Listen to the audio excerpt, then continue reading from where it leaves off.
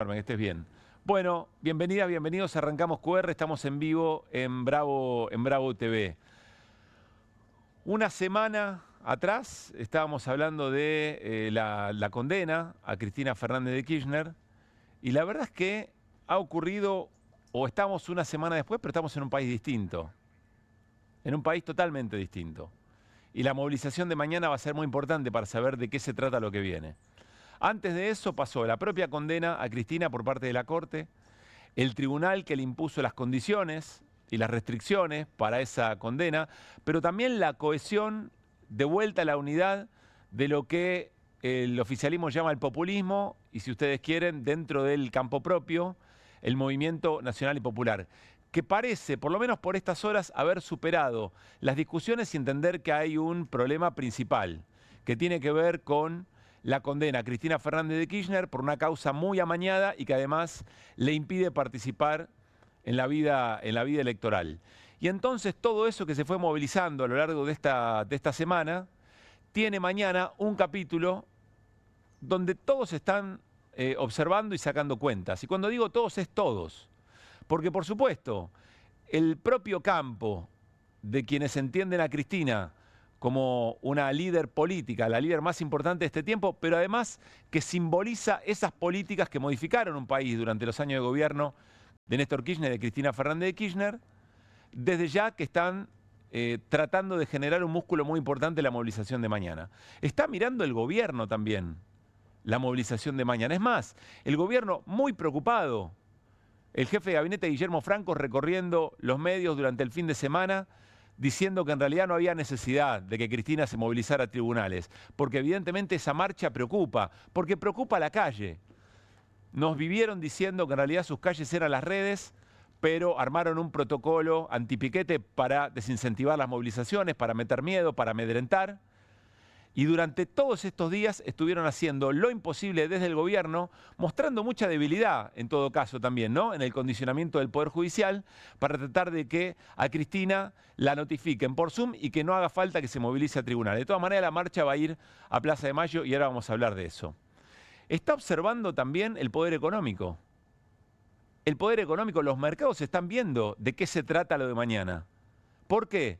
Bueno, porque hay que ver qué es lo que pasa en las elecciones y eventualmente, más allá de que en las planillas de Excel el gobierno esté orgulloso y las pueda mostrar con orgullo, y que sea el plan que le vienen pidiendo desde el Poder Económico y organismos financieros internacionales desde hace mucho tiempo y lo viene cumpliendo con un ajuste brutal, dice, che, pero mirá que tenés un tema ahí, ¿no? Mirá cuánta gente movilizada, mirá cuánta gente que recuperó el sentido de lo político y volvió a movilizarse y probablemente haya más participación en las elecciones. Y hay que ver el resultado de las elecciones. Entonces están mirando con mucho detalle lo que va a pasar mañana. Mañana es una suerte de día D.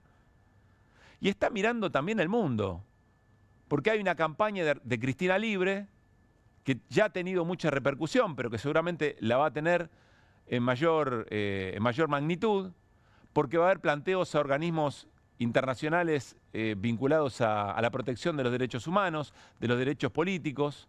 Bueno, todo esto se conjuga de alguna manera en lo que puede ocurrir mañana. Es cierto, quizá no es lo mismo acompañar a Cristina yendo en auto a tribunales y por detrás una movilización realmente multitudinaria, pero de todas maneras quedó muy claro que lo que molestaba era la movilización y entonces la movilización se va a hacer de esa manera.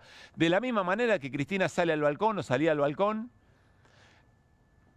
rozagante, bailando, sonriente, es decir, todo lo contrario a como la querían ver, y generó todo lo que generó esta semana, ahora lo vamos a compartir. Entonces la marcha de mañana tiene una carga simbólica, política muy fuerte, muy importante.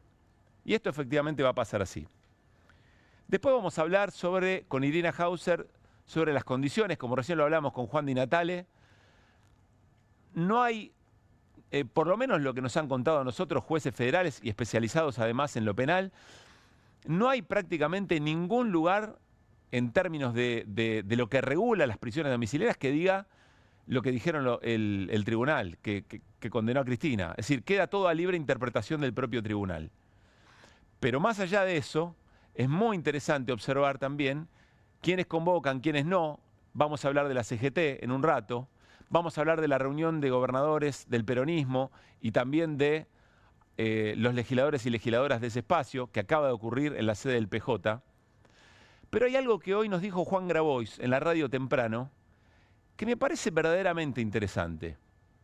Le decíamos a Juan Grabois, bueno, a partir de ahora seguramente tiene que haber una suerte de búsqueda que entienda lo emocional de la política y lo positivo que eso ha sido desde que condenaron a Cristina, pero también una inteligencia muy importante en el armado político electoral, porque las elecciones son un desafío muy importante. Y presten atención a lo que contestó Juan Grabois, que por lo menos a mí me dejó pensando si es que tenía alguna idea previa. Está en la marcha, ¿no? Es un grito de corazón. La sinfonía es un sentimiento. Lo que nos ha faltado acá no es racionalidad. Hubo un exceso de racionalidad, una sobre-racionalidad. Y lo que el Movimiento Nacional Popular, lo que el peronismo le enseñó, que la sobre-racionalidad es una característica del liberalismo ilustrado de corte europeo. Nosotros acá necesitamos pasión. Sin pasión no se cambia nada. Con calculitos no se cambia nada. Con hacer cuentas de cuántos diputados y concejales vamos a meter en este contexto, donde están mutilando la democracia, no se cambia nada. Así que yo la verdad que espero que la pasión y la imaginación política que surge de la pasión y no del racionalismo abstracto, gane la pulseada. Si la ganan los racionales, los prolijitos, los que todo lo calculan, y yo creo que nos va a ir como nos viene yendo en los últimos 10 años. Me pareció muy interesante lo que planteó Juan Grabois, o lo que plantea Juan Grabois, y me remite a otra discusión que hemos compartido aquí en QR. Esa discusión sobre encontrar el perfecto formato de comunicación, por ejemplo, en una campaña, o el rol que tienen las encuestas de opinión pública para pensar la política. ¿Qué es lo que solemos criticar desde QR? Bueno, antes que la pieza perfecta, antes que el reel perfecto, que la política se convierta en ese mensaje perfecto salido de un laboratorio para tratar de llegarle segmentadamente a ciertos sectores, lo que tiene que haber antes es un mensaje político claro, una pulsión política clara. Y después vendrán, eventualmente, esa arquitectura, esos cálculos, esas tácticas. Bueno, Juan Grabois está diciendo algo parecido. Dice, lo determinante en la política es la emocionalidad. Es aquello que vincula a un sector de la sociedad con sus líderes, con sus referentes y con una misión de país, con una visión de país. Y en función de eso hay un movimiento y hay una acción política, que después necesitará una táctica, una estrategia, un mensaje, eso está claro. Pero si falta lo anterior, dice Grabois, no vamos a ningún lado y es lo que viene pasando. Es eso que se perdió. Es decir, lo que se gana, entre comillas, a partir de la condena a Cristina, en función de la movilización de un sector de la sociedad y esa coherencia, ese amalgamar lo que estaba roto, eso no se resuelve con una táctica. Eso es lo indispensable y eso acaba de ocurrir. Y eso también es lo que se puede observar o lo que se habría de observar mañana en esa movilización. Claro que hay una pregunta por el día después. ¿Y cómo se va a administrar eso? Me pareció muy interesante y para pensar. Franca, lo decimos siempre y me parece que también tenemos que hacer nosotros el ejercicio. Cuando tenemos una creencia previa y alguien dice algo y nos hace pensar, vale la pena ponerlo de manifiesto. Que vuelvan las ideas, ¿no? Alguien dice algo y nos invita a reflexionar sobre lo que antes pensábamos. Quizá nos ahorraríamos muchos problemas y muchas violencias si nos acostumbráramos un poco más a eso. Bueno, de todas maneras volvamos a lo que significó el gran símbolo político de esta semana, entre la condena a Cristina y hoy, que se hace efectiva esa condena, que es el balcón, que es Cristina en el balcón, sonriente, casi feliz, no dándole el gusto a quienes querían verla humillada y partida al medio. Por eso es que trajimos esta portada.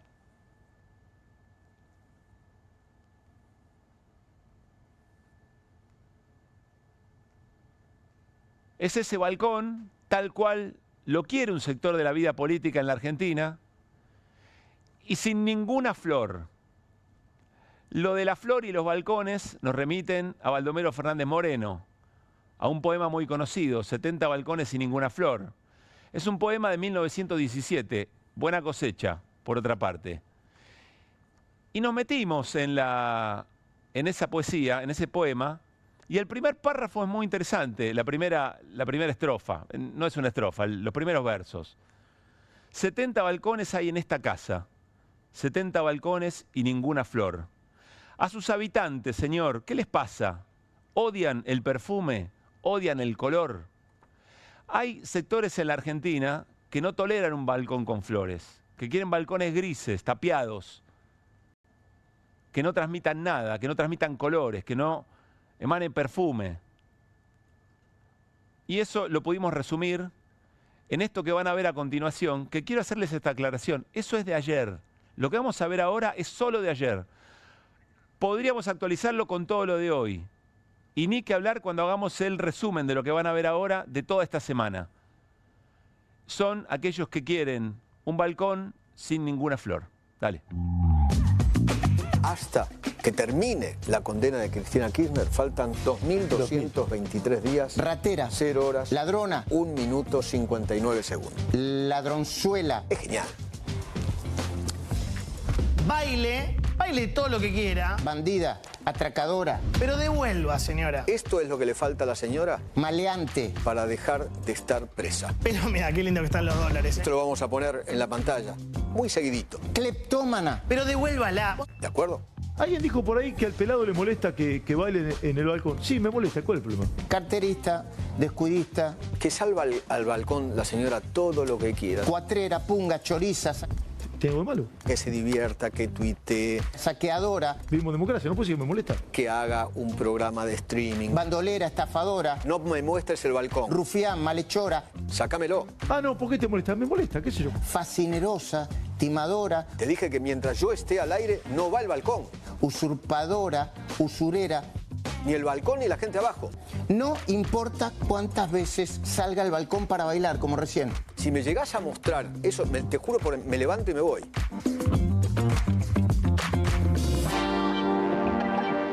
...70 balcones sin ninguna flor. Y nos fuimos a los últimos versos, que también son interesantes para cerrar nuestra apertura. Si no aman las plantas, no amarán el ave. No sabrán de música, de rimas, de amor. Nunca se oirá un beso, jamás se oirá una clave. 70 balcones y ninguna flor. Salud la barra. ¿Qué dice Martín Granowski? Hola Hernán Lecher, ¿cómo estamos? ¿Cómo le va, compañero Baldomero? ¿Bien? Sí, no, por favor. Woody González, toda su idea. De ahí lo fuimos a buscar. Bueno, pero es verdad, es como si hubiera aquí una representación de vida, digamos, ¿no? En ese balcón condensado. No tenía que haber tanta vida, tenía que haber otra cosa, tenía que haber epílogo, algún tipo de cierre, algún tipo de clausura, y sin embargo eso no ocurrió. Las últimas, eso de me voy, si aparece, me parece ya un poco casi en torno, uno no sabe si es joda o es en serio. Parece grotesco, ¿no? O si Cristina le pidió que lo hiciera, eventualmente, porque cuanto más molesta, eventualmente más lo va a hacer, porque el mensaje y el sentido político está muy Yo en igual claro. te digo, Pablo, seguramente después analicemos más, pero leí varias veces la resolución de hoy de los jueces sobre las restricciones a Cristina. Digo, y si yo fuera Cristina o los militantes que están con Cristina, no me adelantaría. Porque expresamente no dice que el balcón está prohibido. No, de hecho no lo dice. O si no lo dice, entonces ¿por qué No estoy discutiendo con vos, ¿eh? Estoy discutiendo con la A realidad. ver. No discuto con vos.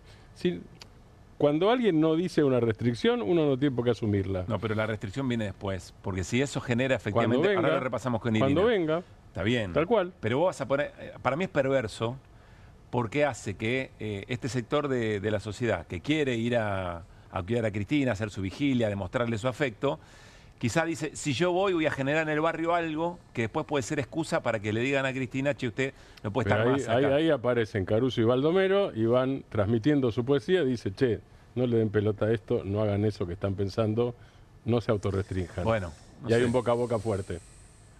Hernán. No, cuando uno lee la decisión de la Corte y escucha a estos periodistas, como dicen en el barrio, dejaron los dedos marcados. Sí. Claro. Está claro cuál es el objetivo. Ya estaba claro. Pero viste que con el transcurrir de las horas las cosas se está haciendo o se vuelve cada vez más expresiva, más burda, más berreta. Y lo que estamos viendo es eso. Efectivamente, lo que quieren, lo que querían. Y lo que quieren es que Cristina no tenga ningún rol en la política. Es decir, que no pueda salir al balcón. Yo me imaginaba, veía la tapia, ¿no? Digo, si rompemos 2 ladrillitos, ¿vale o no vale? Claro. Claro. Empezás a pensar cualquier estupidez en el marco de lo que pretenden que suceda, que es efectivamente que Cristina no pueda hacer la referencia, la voz de la oposición, de los sectores opositores a este gobierno. Ese fue siempre el objetivo, fue el objetivo que está expresado en la sentencia, fue el objetivo que está expresado en lo que se publicó hoy, digamos, en la forma de ejecución de esa sentencia, y está expresado en estos medios. Había algunos medios de comunicación que socaleaban, no puede salir al balcón. Exacto, es decir, claro. interpretaban, Tal cual. una norma que efectivamente no dice eso, pero que comparto con Pablo, que tiene un efecto o tiene un objetivo disciplinador. Como lo fue el fallo, todo esto también tiene un objetivo disciplinador, es decir, y no te metas con la justicia porque mirá que podemos hacer cosas. Ya vamos a repasar el fallo, insisto, con Irina, pero Hernández dice algo que me parece interesante.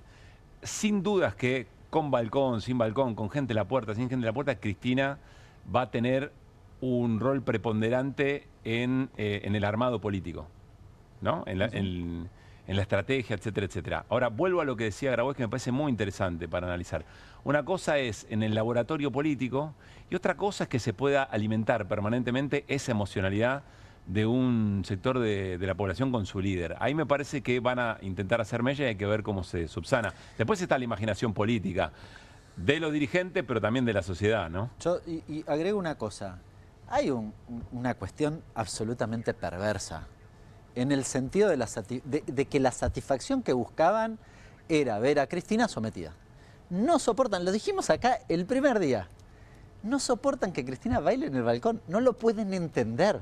No hay forma de que entiendan que luego de todo lo que le hicieron efectivamente, que es, imaginaban buena parte de los medios de comunicación, evidentemente un sector de la justicia y una buena parte de la política, que Cristina tendría que estar arrodillada llorando, no sometida frente a eso. Yo no quiero romantizar la condena, porque es muy bravo. Son 6 años de prisión y es inhabilitación perpetua para ejercer cargos. Insisto, no quiero romantizar eso, pero de alguna manera el poder permanente en la Argentina, a quienes entendemos que es muy amañada la condena y que toda la estructura del Poder Judicial deja mucho que desear, está muy lejos de hacer justicia, la señala, dice, eso es lo que me molesta.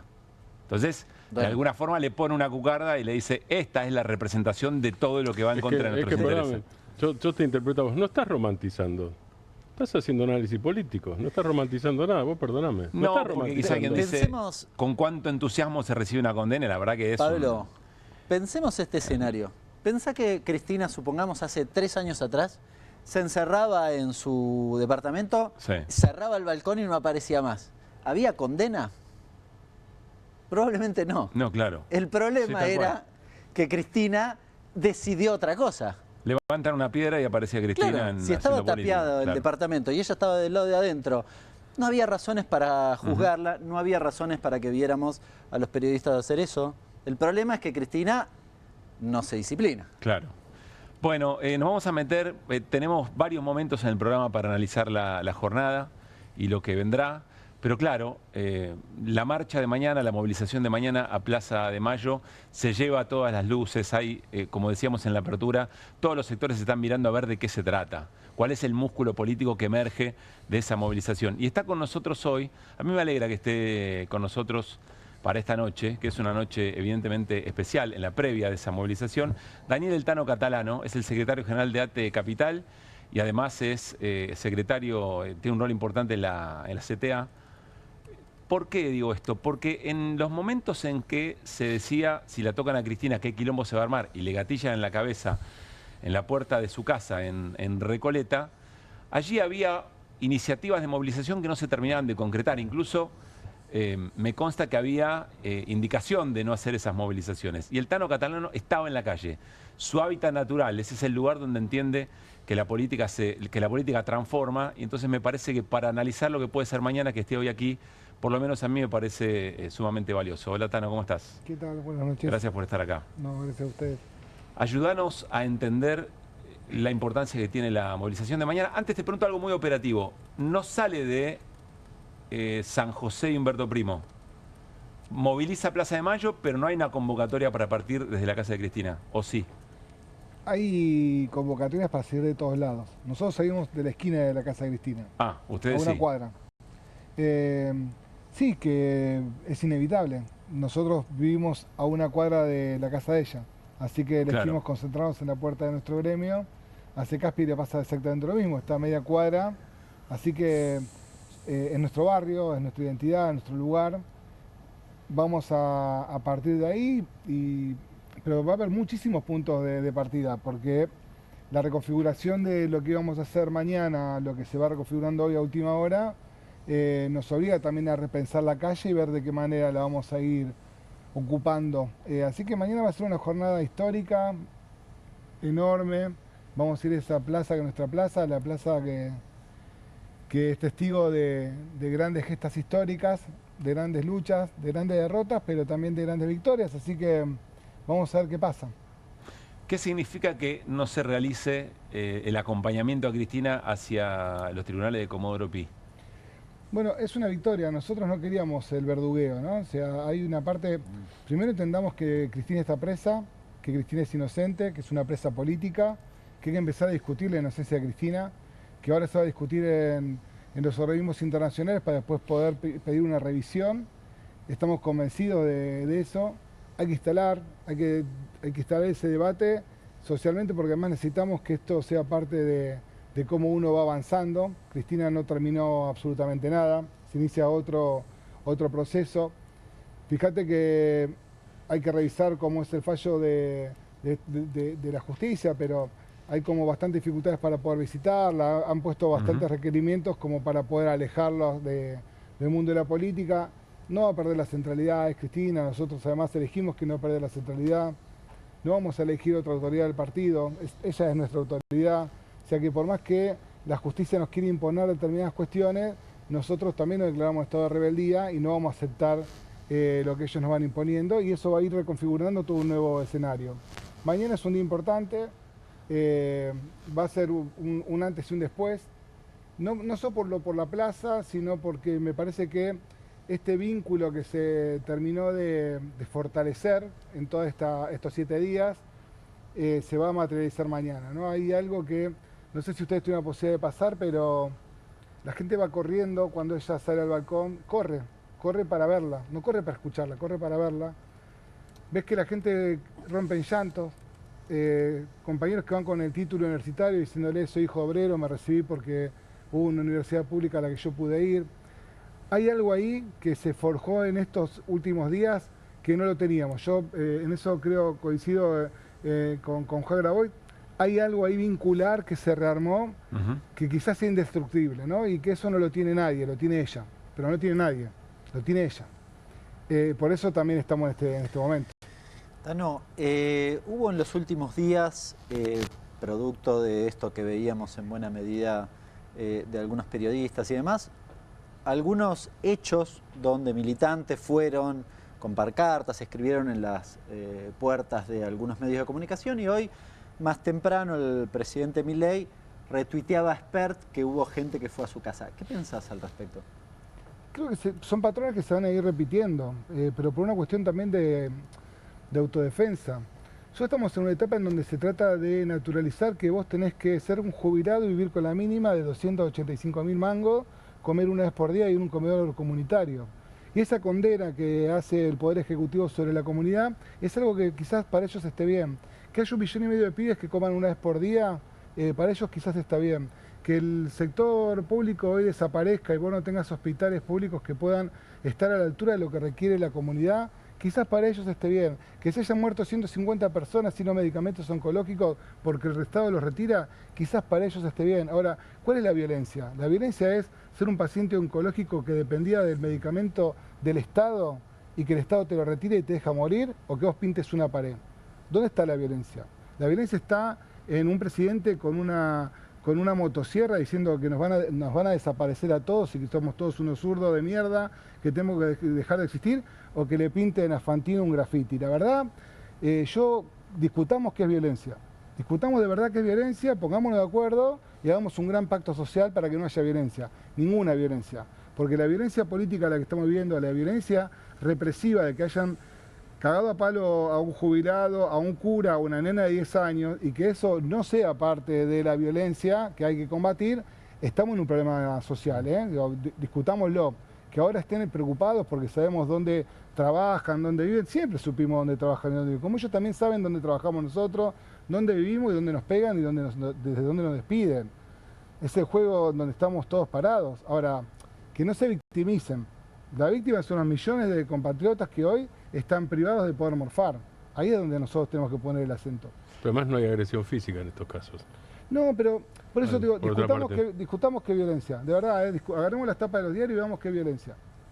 Veamos cuál es el nivel de daño que está padeciendo la sociedad. Pero ese es casi un elemento indicial muy importante para saber en qué momento está la batalla cultural, digamos, ¿no? Bueno, por eso me parece que si ellos quieren repensar y rediscutir, creo que la sociedad está dispuesta, ¿eh? Porque nosotros no nos entra una más. No es que es algo simple de transitar. Entonces, discutamos Pero de sí que verdad hay a un fondo. límite ya en esto. Me parece Es que eso. sí, por eso... ¿Y es social el límite, Tano? Y fíjate que cuando la política y los sindicatos no estuvimos a la altura, salieron los hinchas de los clubes a bancar a los jubilados. Dijeron, che, el límite es este. Ustedes se fueron a la mierda, ahora salimos nosotros. Pusieron un límite, después no pudieron volver, pero el límite está y sabemos que pueden volver cuando ellos decidan que pueden volver. Porque también eligen en qué momento volver. Entonces, me parece que ya está todo muy hablado, está todo muy pensado, por eso hoy sale este decreto en donde le da autoridad a la policía para requisar, para detenerte de acuerdo a tu portación de cara, a sacarte el documento de identidad, dejarte 10 horas en un estado de dependencia para que ellos puedan analizar algo de vos. Me parece que empiezan a cambiar las reglas del juego porque ellos generaron toda una situación de vida en donde a vos te dejan un margen cada vez más chico para poder protestar, para poder transitar, para poder defenderte. Y lejos de decir, bueno, vamos a invertir en laburo, vamos a invertir en que vos tengas de alguna manera resuelta tu vida cotidiana, no, buscan de qué manera acorralarte cada vez más. ¿Cómo se ensancha ese margen políticamente? Bueno, ojalá que sea el momento de que eso suceda, ¿no? Uno también pone como esa expectativa. Hoy tenemos una urgencia que es que Cristina está presa.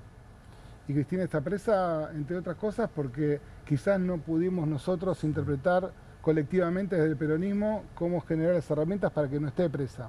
No somos los responsables, el responsable es Macri, la Corte Suprema, Javier Milei, los grupos hegemónicos de comunicación que han trabajado incansablemente para que esto pase, los mercados que la ven a Cristina como el enemigo a vencer, la única persona que dijo que podía resolver el quilombo de la deuda, que estaba discutiendo, no hay otro dirigente político que lo diga. Ahora, ella dice, yo sé cómo resolver el tema de la deuda, me pongo como candidata y termina presa. Me agarro de algo que dijiste, algo así como que cierta, no sé si inacción, pero cierto errores políticos condujeron de alguna manera a que Cristina esté presa. ¿Habría que haber valorado un poco mejor lo que significaba el encarcelamiento de Milagro Sala? Bueno, sí. ¿Debería haber habido otra reacción? Milagro Sala, Amado Vudú, Julio Devido, Fernando Esteche, la verdad que Jaime, fueron muchos los presos políticos del gobierno de Mauricio Macri. Quizás nuestro espacio no tuvo la valentía porque era piantavoto. Nosotros nos recorrimos todas las cárceles del país. La verdad que la historia de vida de nuestros compañeros que fueron privados de la libertad con causas armadas fue realmente cruel. Nosotros la vimos a Milagro Sala en un estado totalmente complicado en Alto Comedero, después de haber sido, en ese momento nosotros dijimos torturada, y fue torturada por la policía de Jujuy, donde le ponían guita a las presas para que la lastimen, para que los hostiguen, Milagro haciendo huelgas de hambre. Hubo como cierto mirar hacia otro lado en un ensayo, ¿no? Que además Milagro Sala va presa, meten en cana a la mayoría de sus compañeros, rompen todas las cooperativas, secuestran las viviendas, rompen las fábricas, sacan los centros de formación. Como que cuando uno habla de expropiación, ¿no? Ahí hubo expropiación sobre todo lo que eran las conquistas populares. No, y quiebra el espinazo de lo que significaba la acción. Sí, pero viste como no más visible sobre los sectores populares. Hay violación de la propiedad privada en ese caso. Totalmente, Es eso, claro. pero la comunidad, como era una aborigen, Claro. una colla, una mina, lo podían hacer. ¿No? Vos podés expropiarle todo a una persona. Y quedaba en esas lejos de Buenos condiciones. Aires, ¿no? Claro, andá Vicentín, se horrorizaron todo. Bueno, liberaron a todos los que estaban detenidos ahora, ¿no? Bueno, pero estas porque horas. son Vicentín. La flaca ahora está en el hospital porque tuvo una descompensación. Es una compañera que va para 10 años de presa. Ujú. hay que revisar, tenemos que revisar. Tano, aparece un desafío que es tratar de hilvanar todas las protestas y todos los sectores que estaban saliendo a la calle, que lograron hacer una única movilización, es decir, entendiendo que había un común denominador, que eran las políticas de ajuste de Milei. La condena efectivamente a Cristina, que revitaliza de alguna manera a este sector de la vida política en la Argentina. Y por delante, como el desafío de que todo eso se conjugue en una buena estrategia electoral, una mejor convivencia de las diferencias de todos estos sectores, que había sido imposible por lo menos hasta ahora. ¿Vos ves que hay, en las reuniones en las que participaste, ves madurez como para eso o se verá? Se verá. A mí me parece que hay un acuerdo que no debería de romperse mañana, se verá, pero yo soy una de las personas que cree que los momentos electorales son importantes en la vida del pueblo, pero mucho más importante es saber hacia dónde vamos, ¿no? Porque vos podés tener mayorías, pero si no sabes a dónde vas, esa mayoría no te sirven para nada. Lo que hay que discutir es qué país queremos. Y lo que hay que discutir es cuál es el enemigo. Si Milei gana las elecciones, ya avisó lo que viene, digamos, ¿no? Además del mensaje político. Milei avisó y el pueblo verá cómo lo resuelve. Lo que creo que es muy difícil pensar que la única estrategia que nosotros podemos anteponer a Milei es parlamentaria. Yo creo que la estrategia para derrotar a Milei es en la calle, es con organización popular, es con grandes acuerdos, pero lo que tenemos que saber es hacia dónde vamos. Entonces, vos tenés que poder identificar el enemigo. Cuando vos identificás el enemigo y todos nos damos cuenta que ese es el enemigo te ordena. Entonces, hoy lo que no sé si está tan claro es sobre qué tenemos que pelear.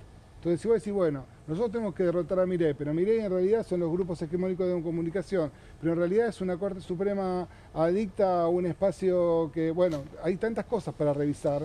Determinemos dónde está el factor de conflicto, pensemos cómo lo podemos derrotar, y en base a eso después armar la lista que vos querés. No importa la lista, lo que importa es que vos sepas qué es lo que tenés que derrotar y qué es lo que tenés que hacer cuando ganás, porque cuando nosotros ganemos, ¿qué vamos a hacer?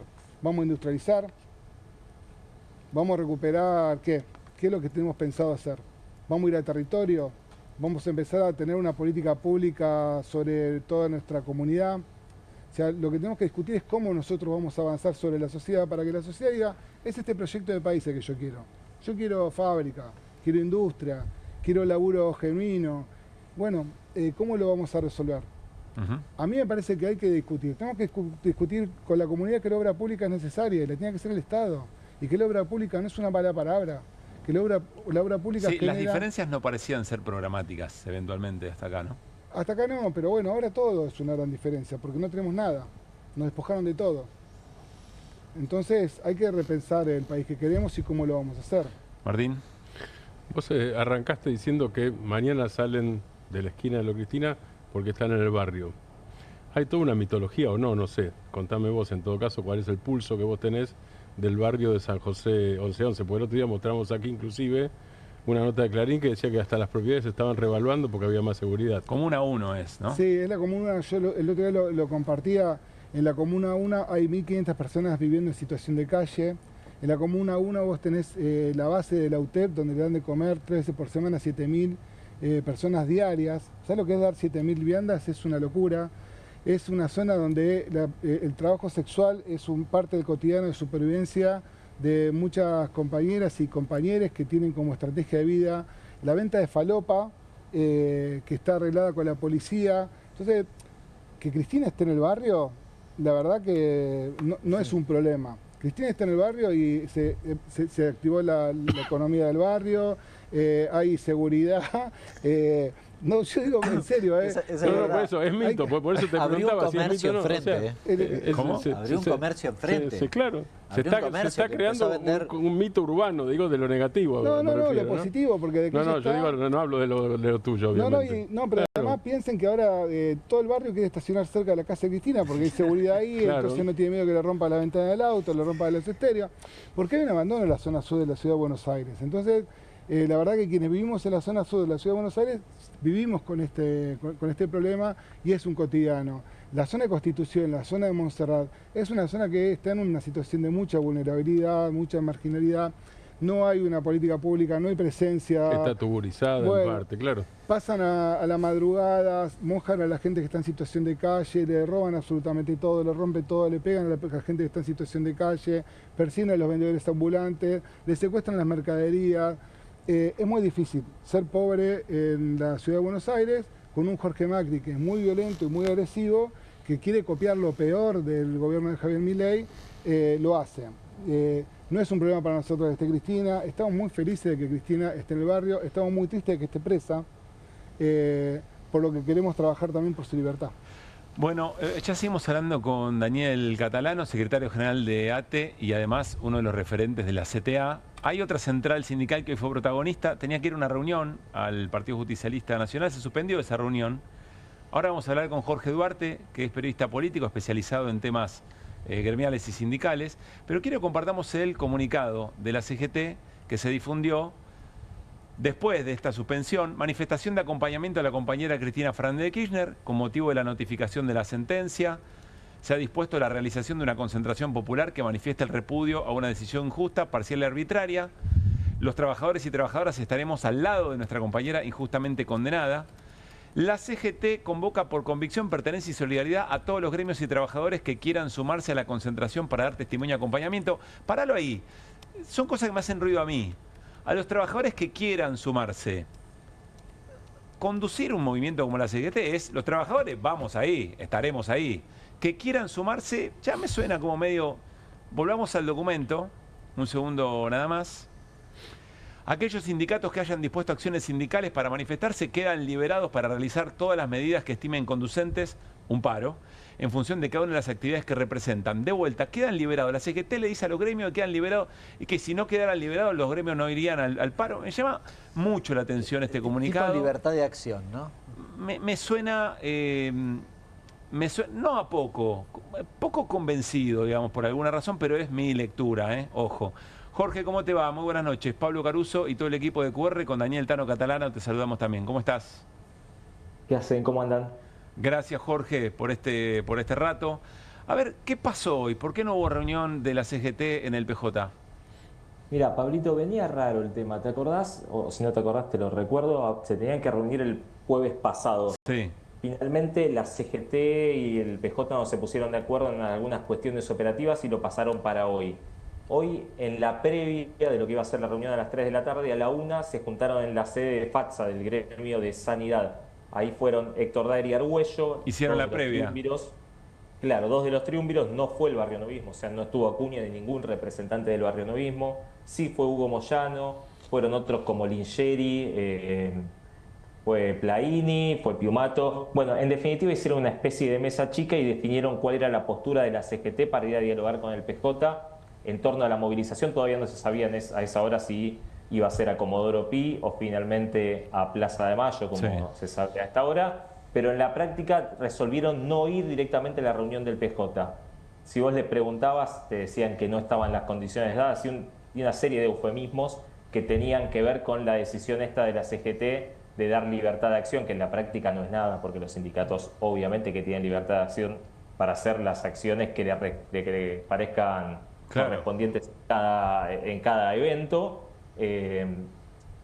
De compromiso sacaron un comunicado. De hecho, es el primer pronunciamiento que hace la CGT desde que se conoce la prisión de Cristina. El anterior lo habían hecho diciendo que la democracia estaba en peligro si salía la condena. Finalmente la condenaron. Buen dato. Nada durante este es el 6 primer días. documento desde el martes pasado cuando se conoció la condena, cuando se firmó la condena. Claro, porque sacaron uno que decía que la democracia estaba en peligro antes de que se conozca la condena, después no se volvieron a pronunciar. Y en la práctica lo que muestra, me parece, Pablo, es la falta de proyecto político que hay de fondo en la CGT, donde hay tantas tribus, por decirlo de alguna manera, que es prácticamente imposible ponerse de acuerdo en cualquier decisión. Hay una porción de sindicatos que ya había convocado y ya de todas maneras va a estar presente mañana. Hay una porción que no tiene intención de ir ni tuvo intención de ir en ningún momento, por caso del Barrio Novismo, que de hecho ni fue a la reunión, no estuvo ni Acuña ni ninguno de los sindicatos que están nucleados en el Barrio Novismo, y una serie de sindicatos que están oscilando entre una y otra postura. Mira, para hacerte un raconto, si hacemos rápidamente lo que pasó, en el último paro general de la CGT costó tanto la decisión que terminó con la determinación de Héctor Daer de no renovar su conducción como triunviro de la CGT. El anterior, cuando se discutió un paro general, terminó con la renuncia de Pablo Moyano. Bueno, me parece que esto tiene que ver con lo traumático que resulta cada vez que la CGT tiene que tomar alguna determinación. Hacemos un punto ahí, Jorge. Te quiero preguntar, Tano, ¿qué mirada tenés sobre esto que cuenta Jorge y lo que decidió la CGT? No, a ver, coincido. Lo que pasa es que, bueno, yo estoy en otra central obrera, entonces tenemos como otra práctica totalmente distinta. Que de hecho se escindió de la CGT en su momento. Nos fuimos por alguna de estas cosas. Por alguna de estas cosas, entonces, en los 90 era insoportable estar lo que fue la entrega del Estado y la complacencia que había frente al menemismo. Hoy no es ese el mismo escenario, es una CGT que viene con dificultades, pero viene poniéndole límites de alguna manera a Javier Milei. El inicio del gobierno de Milei lo encontró con un paro general, con una movilización, después pasaron cosas. Creo que hoy es un error no convocar un paro general, no convocar un plan de lucha. Yo creo que es no defender la democracia. Creo que el ser más complaciente frente a la posición de Barrio Nuevo para que no se enoje es no ser complaciente con aquellos sindicatos más combativos que se le están recontrajugando y que necesitan el paraguas de la CGT para avanzar. Que pero no ¿por qué no se la juegan? ¿Por qué no son más? ¿Por qué no se comprometen más? ¿Tiene que ver con estrategia de negociación con el gobierno o es alguna rivalidad con Cristina? Quizás hay las dos cosas y quizás haya más que uno no pueda conocer. Ojalá mañana el laburante salga, ¿no? Si vos agarrás el pliego del 17 de octubre, la CGT convocó para el 18 y no pedía por la libertad de Perón, pedía por la libertad de todos los presos políticos dentro de un pliego que era mucho más amplio. El 17 de octubre se hizo igual. Claro, ahí tenía sindicatos que organizaron. Ahí tenés que... Lo de la carne. Sí. Claro. Entonces, más allá bueno, de la CGT. hay experiencias previas en donde después se fue acomodando, ¿no? Bueno, vamos a ver qué pasa mañana con el trabajador. Quizás mañana es otra página de la historia en donde el sindicalismo no está a la altura de lo que el laburante necesita o va a hacer.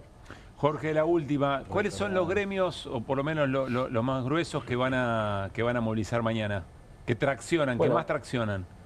Hay, como decía el Tano, las dos vertientes de la CTA se juntan mañana, van a movilizar también, por ejemplo, por caso, la UOM, el ESMATA, la bancaria, una serie de sindicatos como los judiciales, los estatales. Yo creo que va a ser, a pesar de todo, una movilización muy importante, con un aporte importante sindical, que está claro que si hubiese tenido el respaldo de un cese de tareas para que la gente pueda salir del trabajo, iba a ser un poco más multitudinaria todavía. ¿Camioneros qué hace? Porque me confundo con lo que dice Argüello y lo que dice Pablo Moyano.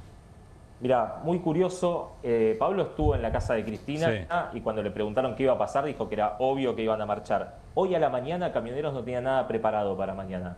De hecho, Argüello y Moyano estuvieron entre quienes decidieron, el propio Moyano en persona, Hugo, estuvo entre quienes decidieron no ir al PJ al mediodía.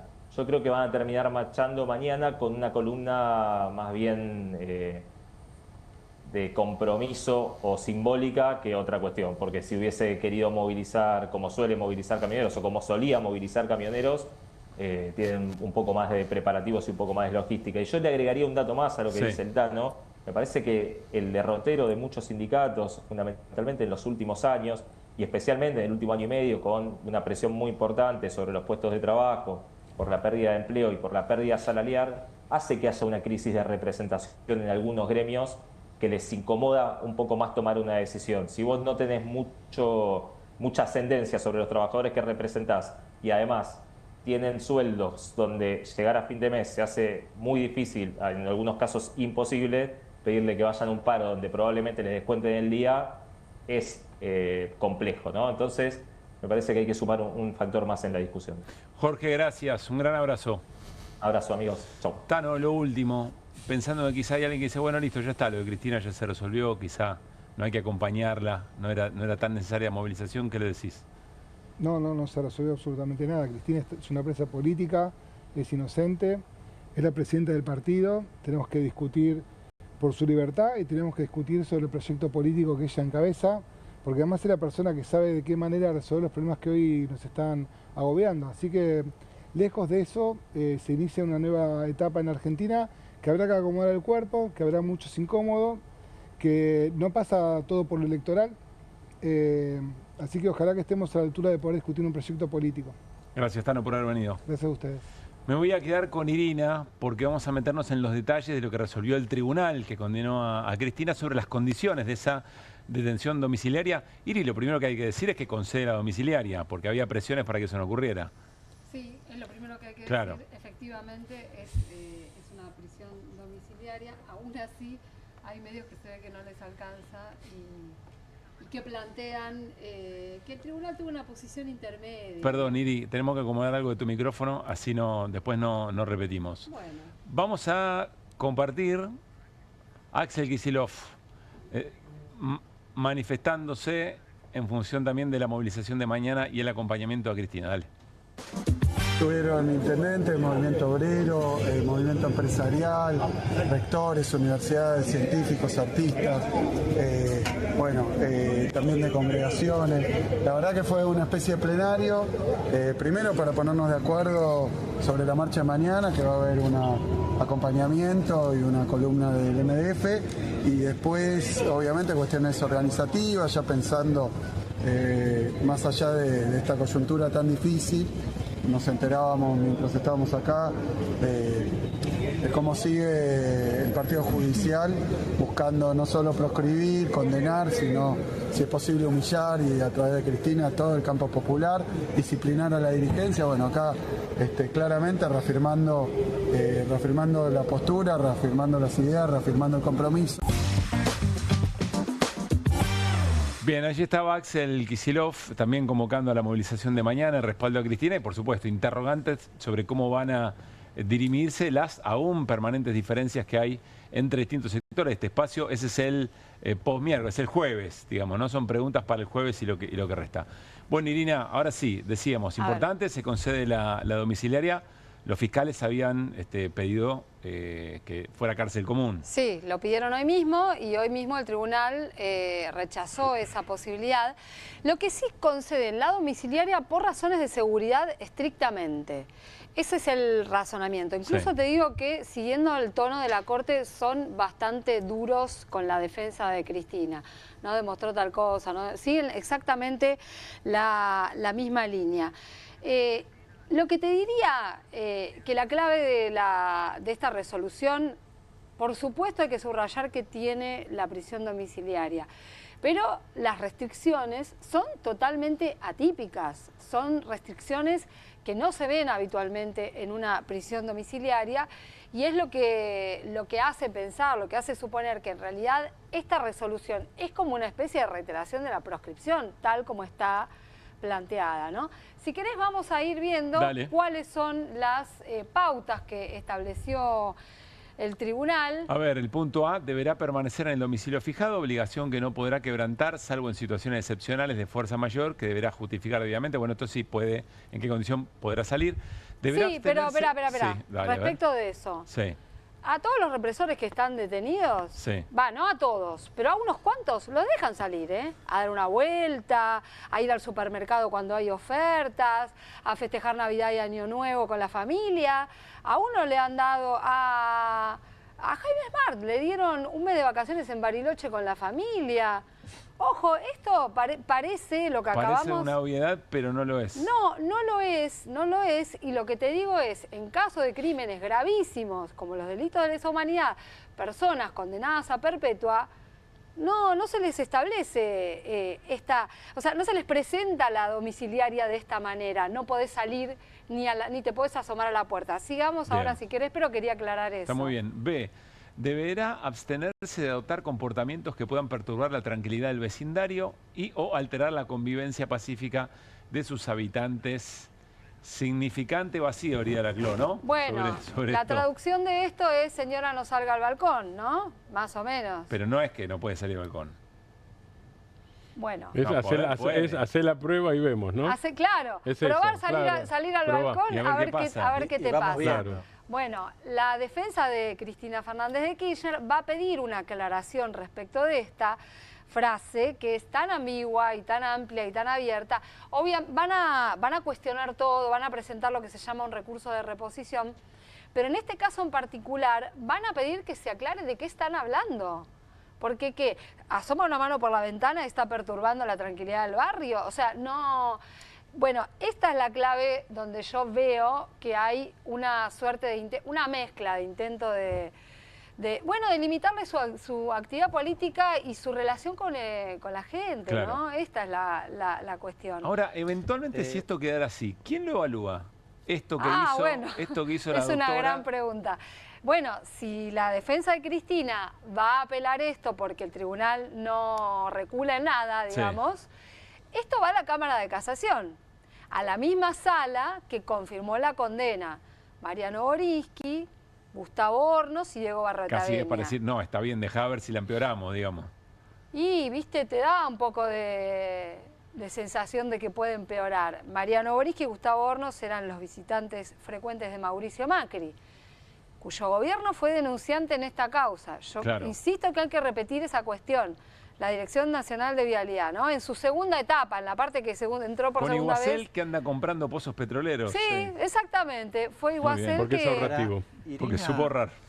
En esta decisión del tribunal, hoy algunos tuiteaban y demás que Cristina se convierta en una streamer en su departamento. Claro. Respecto de eso, de comunicar hacia afuera, saquemos el balcón por un segundo. No dijeron nada. Nada. No dicen nada y en general, en los casos de domiciliaria, no hay restricciones. Para ese tipo de cuestiones. Ni para usar las redes, ni para tuitear. Está bien, pero en lo general, ese punto 2...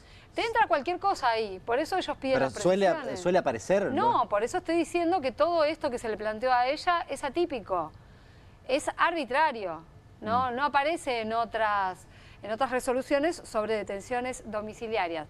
Hay más que tenemos para mostrar, porque no fue la única restricción que puso el tribunal. A ver si las tenemos. Dale. Vamos al punto C. En el plazo de 48 horas hábiles deberá presentar una nómina de las personas que integran su grupo familiar, custodia policial, profesionales médicos que la tratan asiduamente y abogados que la representan, quienes podrán acceder al domicilio donde cumplirá la pena de prisión sin necesidad de autorización judicial. Es decir, que todos los demás sí, claro, debiendo requerirse y motivarse el eventual acceso de toda persona que no esté incluida en este listado. Ese es el punto, que no va a tener visitas libres, Cristina, como sí suele ocurrir en las detenciones domiciliarias, que te pueden ir a ver. Lo que va a pasar acá... Esta condición es una condición carcelaria, no domiciliaria. Es una condición carcelaria, exactamente. Es como cuando vos estás en un penal y tenés que pedirle permiso al tribunal y en ese caso al servicio penitenciario para que te habiliten el ingreso. Acá le tenés que pedir permiso al tribunal y hay un órgano. Está bien, pero al servicio penitenciario en una cárcel no tenés que pedirle, vos te anotás y por supuesto hay otra dinámica. No, lo evalúa el tribunal. Lo evalúa el tribunal. ¿En un servicio penitenciario? ¿En una cárcel? El pedido se lo tenés que hacer al juez de ejecución. Si vos querés ir a ver a alguien... ¿Estamos hablando del caso de Cristina? No, en una cárcel. ¿En una cárcel? Te anotás en una lista y por vas. eso, pero en la domiciliaria normalmente no. Lo que está diciendo Irina es que en este caso sí, con lo cual la situación se asemeja a una carcelaria en esta parte. O es más restrictiva, perdóname, igual para las visitas te tienen que dar permiso. Para visitar a cualquiera en una cárcel, ¿te tienen que dar permiso? ¿El tribunal o el servicio penitenciario? En general son ambos. Bueno. ¿Sí? O sea, es como si estuviese en una prisión. Sí, acá no interviene el servicio penitenciario, hay un órgano que depende del Poder Judicial que va a intervenir. Y veamos la otra cuestión, que es la que utilizan además muchos para titular hoy. O sea, que es, te interrumpo. El tribunal va a definir con quién se puede reunir, por ejemplo, las reuniones políticas que pueda tener Cristina. Exactamente. Vaya si el objetivo es que no discuta. Es una nueva forma de proscripción. Claro. Porque tenés a un tribunal interviniendo en su... ¿Qué tiene Cristina? ¿Vida política? Vamos. Sí. ¿Qué es lo que importa acá? Bueno, en todo caso, si querés como mínimo molestar, vamos a poner que Mayán no vaya, te va a decir. Por ejemplo, por ejemplo. O por ejemplo Teresa García, que está en línea para charlar un rato con nosotros y ahí seguimos con el punto más porque falta uno más delicado. álgido. Teresa García, ustedes saben, bueno, es una dirigente muy cercana a Cristina Fernández de Kirchner y senadora provincial y con un cargo muy importante en el PJ, es la secretaria general del Partido Justicialista. Teresa, Pablo Caruso y todo el equipo de QR, te saludamos. ¿Cómo estás? ¿Qué tal? Buenas noches, ¿cómo les va? Muy bien. A ver, Teresa, reuniones importantes se dieron hoy en el Partido Justicialista. Te quiero preguntar por la reunión con gobernadores del peronismo primero. Bueno, estuvieron presentes Melella, que no es un gobernador peronista, pero sí aliado. Sí. Estuvo de Forja, presente... ¿no? Melella, si no me equivoco. ¿Cómo? Es de Forja. Sí, si no sí.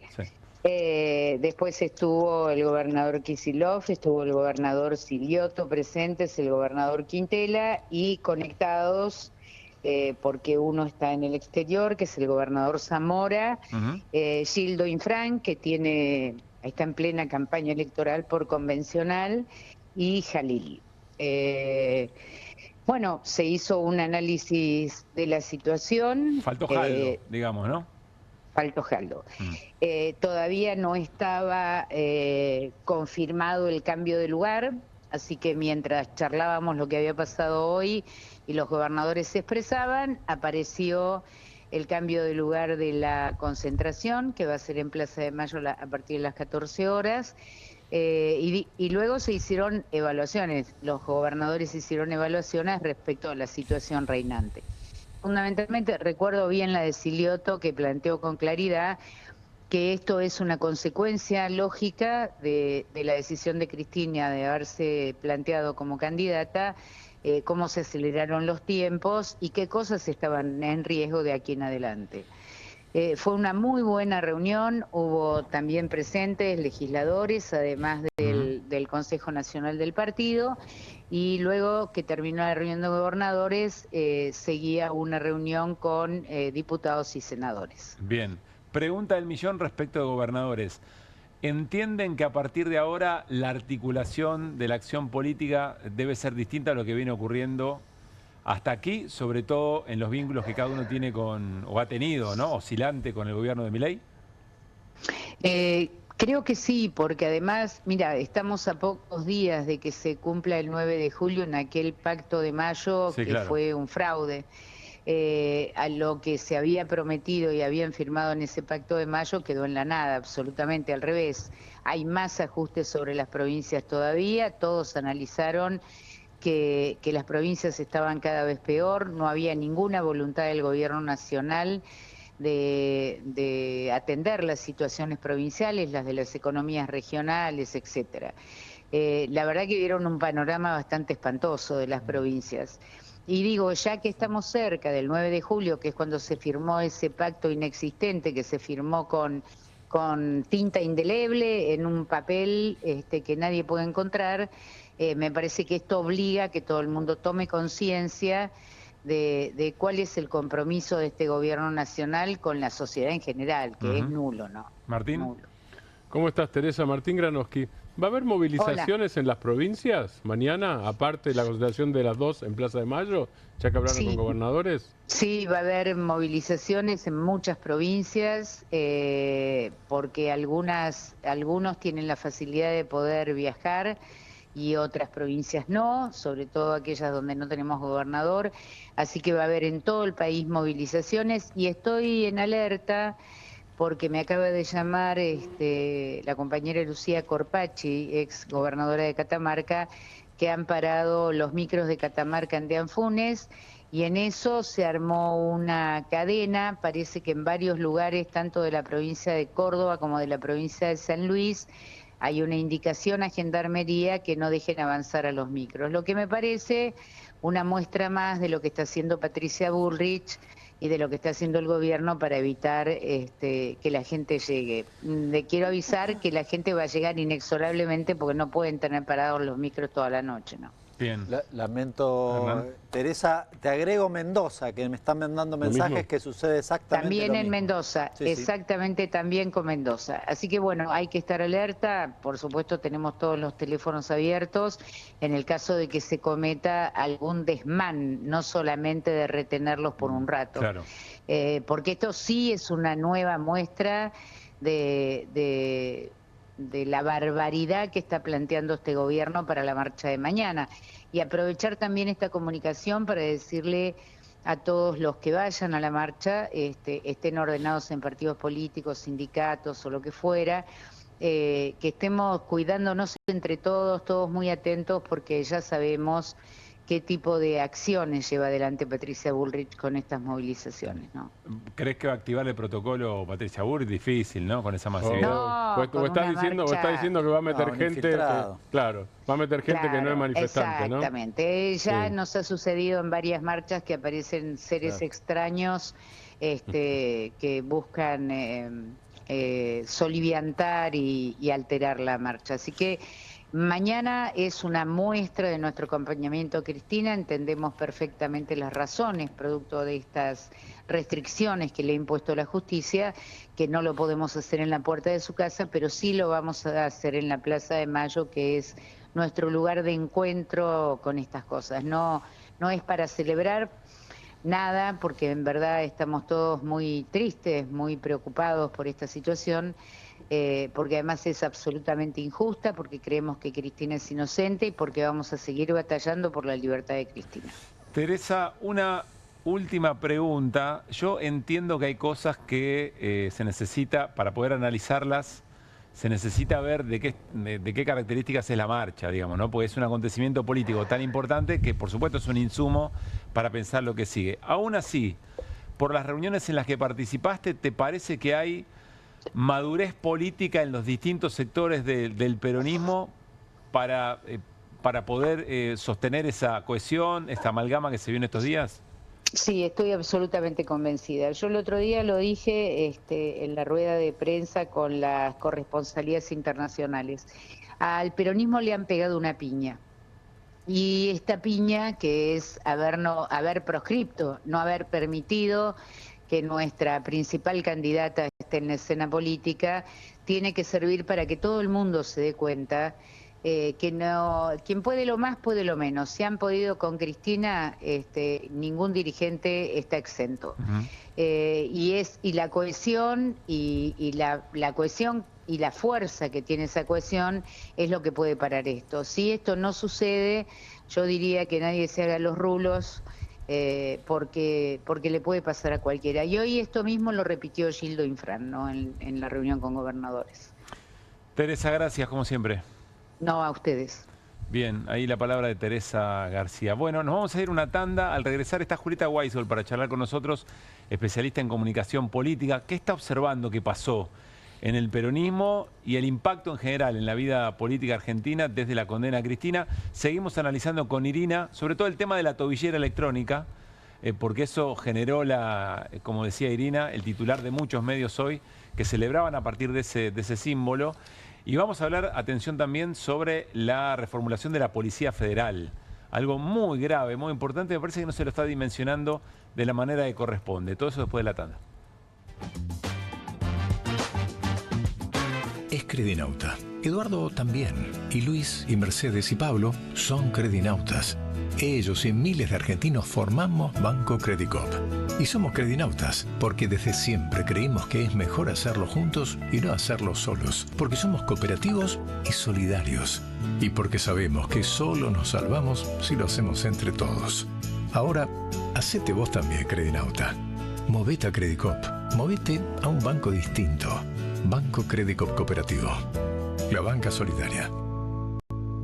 Adrián Mercado te invita a Expo Industrias y Servicios 2025, el evento industrial del año, 19, 20 y 21 de agosto en La Rural, el punto de encuentro más destacado para la industria nacional e internacional. Invita Adrián Mercado.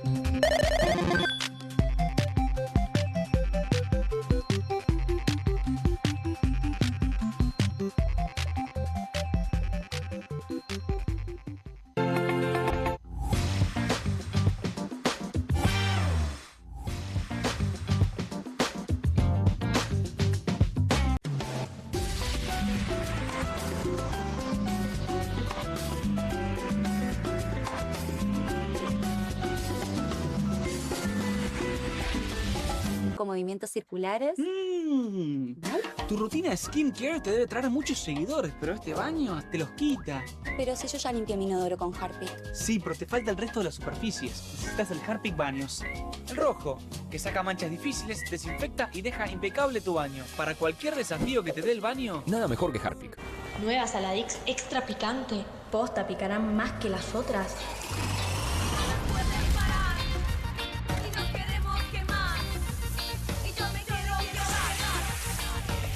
Porque tus ganas de picante son imposibles de apagar. Nueva Saladix Extra Picante. ¿El dolor de garganta arruinó tu día? Confía en Strepsils para darlo vuelta. Su doble efecto actúa de manera local, aliviando el dolor y la inflamación en tan solo 2 minutos. Y con un efecto duradero de hasta por 4 horas. Decile chau al dolor de garganta con Strepsils. Polenta. ¿Pobre? Pobre el que no la probó nunca. Martes con queso, viernes con estofado. Pobre la ollita de la abuela que tira y tira y tira. Presto Pronta. Pobre quien se la pierda.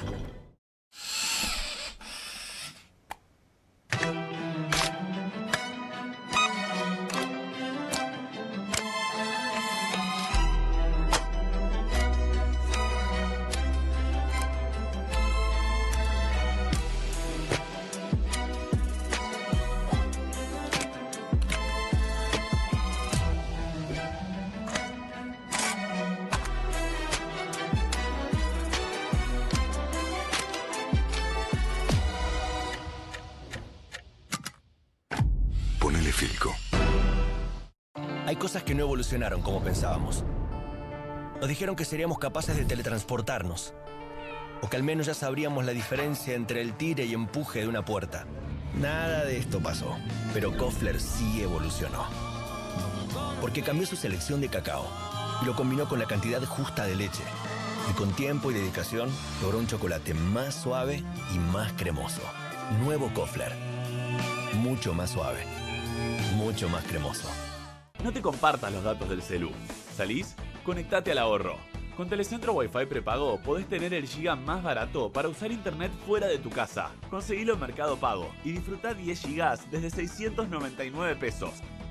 Telecentro, conectando con vos. Bienvenido a todo Latinoamérica.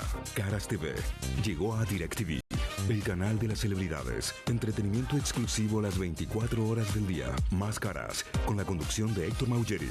Red Carpet, Caras News, Caras Realeza, Caras Fashion, Caras TV. Llegó a DirecTV. Contenidos exclusivos para toda Latinoamérica. Estudia en la Facultad de Comunicación y en la mayor redacción de América. USBA, Universidad del Sur de Buenos Aires. La Universidad del Grupo Perfil. Licenciatura en Comunicación Periodística. Licenciatura en Comunicación Institucional. Títulos con reconocimiento oficial y validez nacional. Inscribite a las reuniones informativas en universidad@perfil.com. Aprende comunicación dentro de un medio de comunicación. USBA, Universidad del Sur de Buenos Aires.